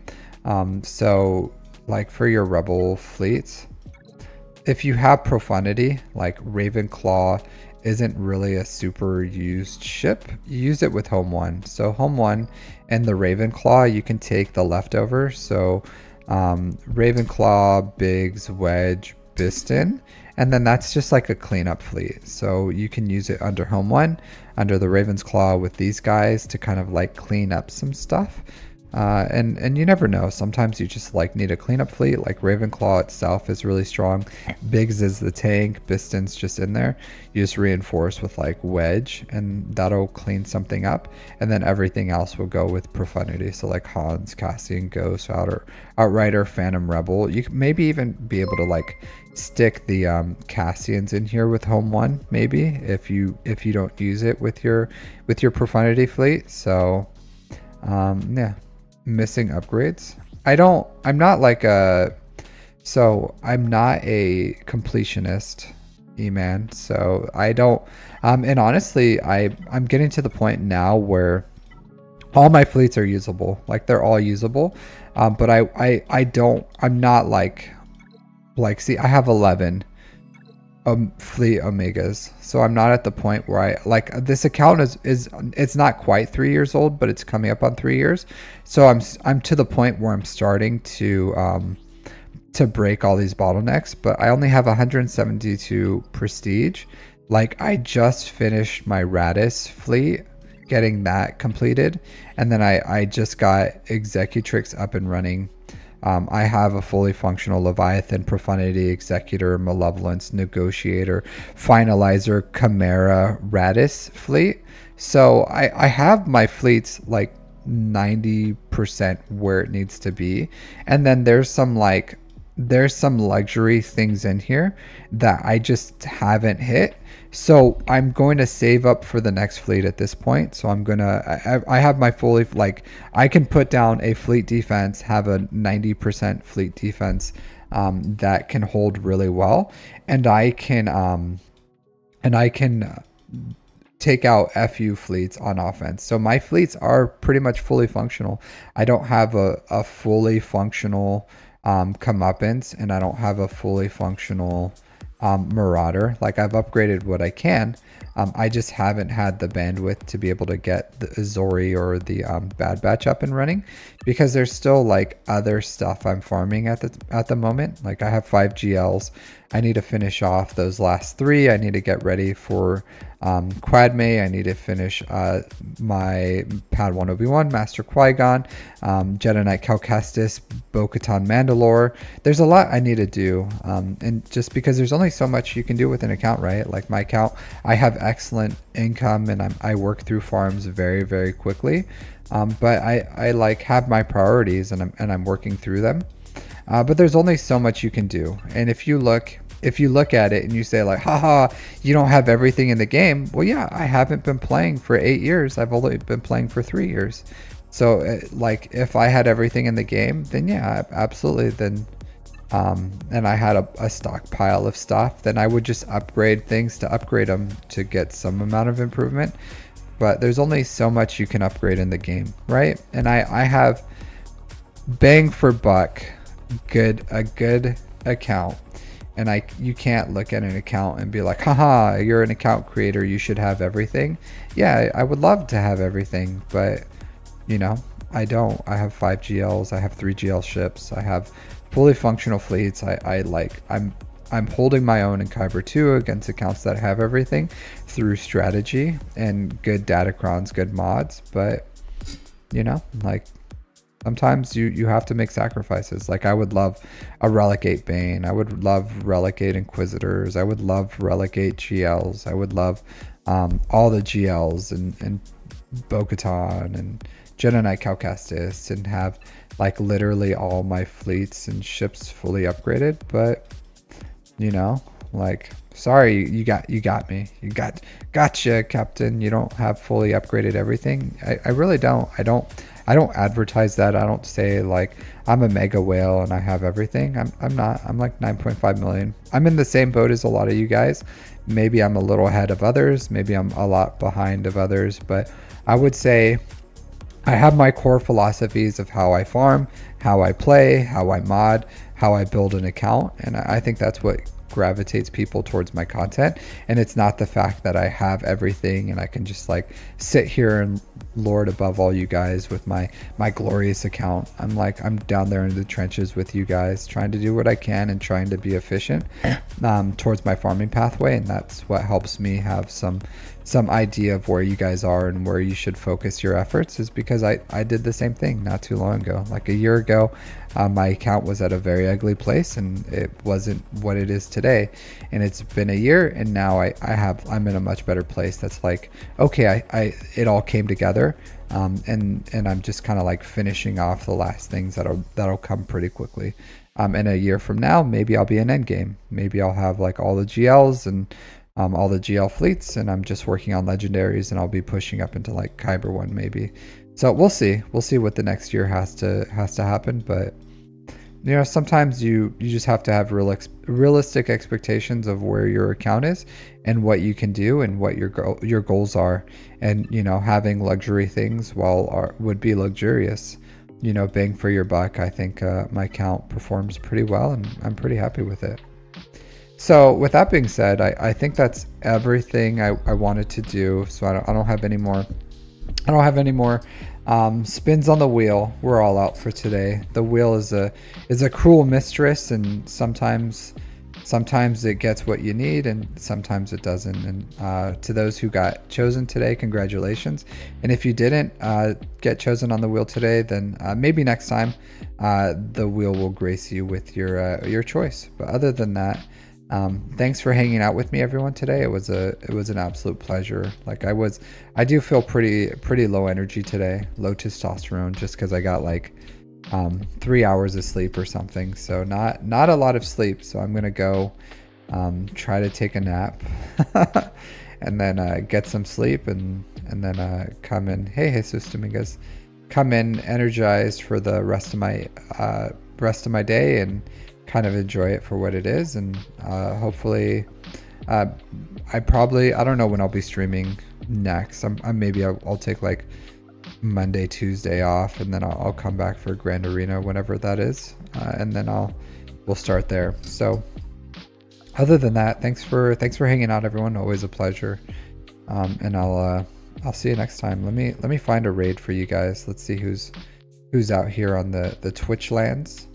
At this point, I don't think there's anyone streaming for, I don't think there's anyone streaming for, oh, we got Shaka.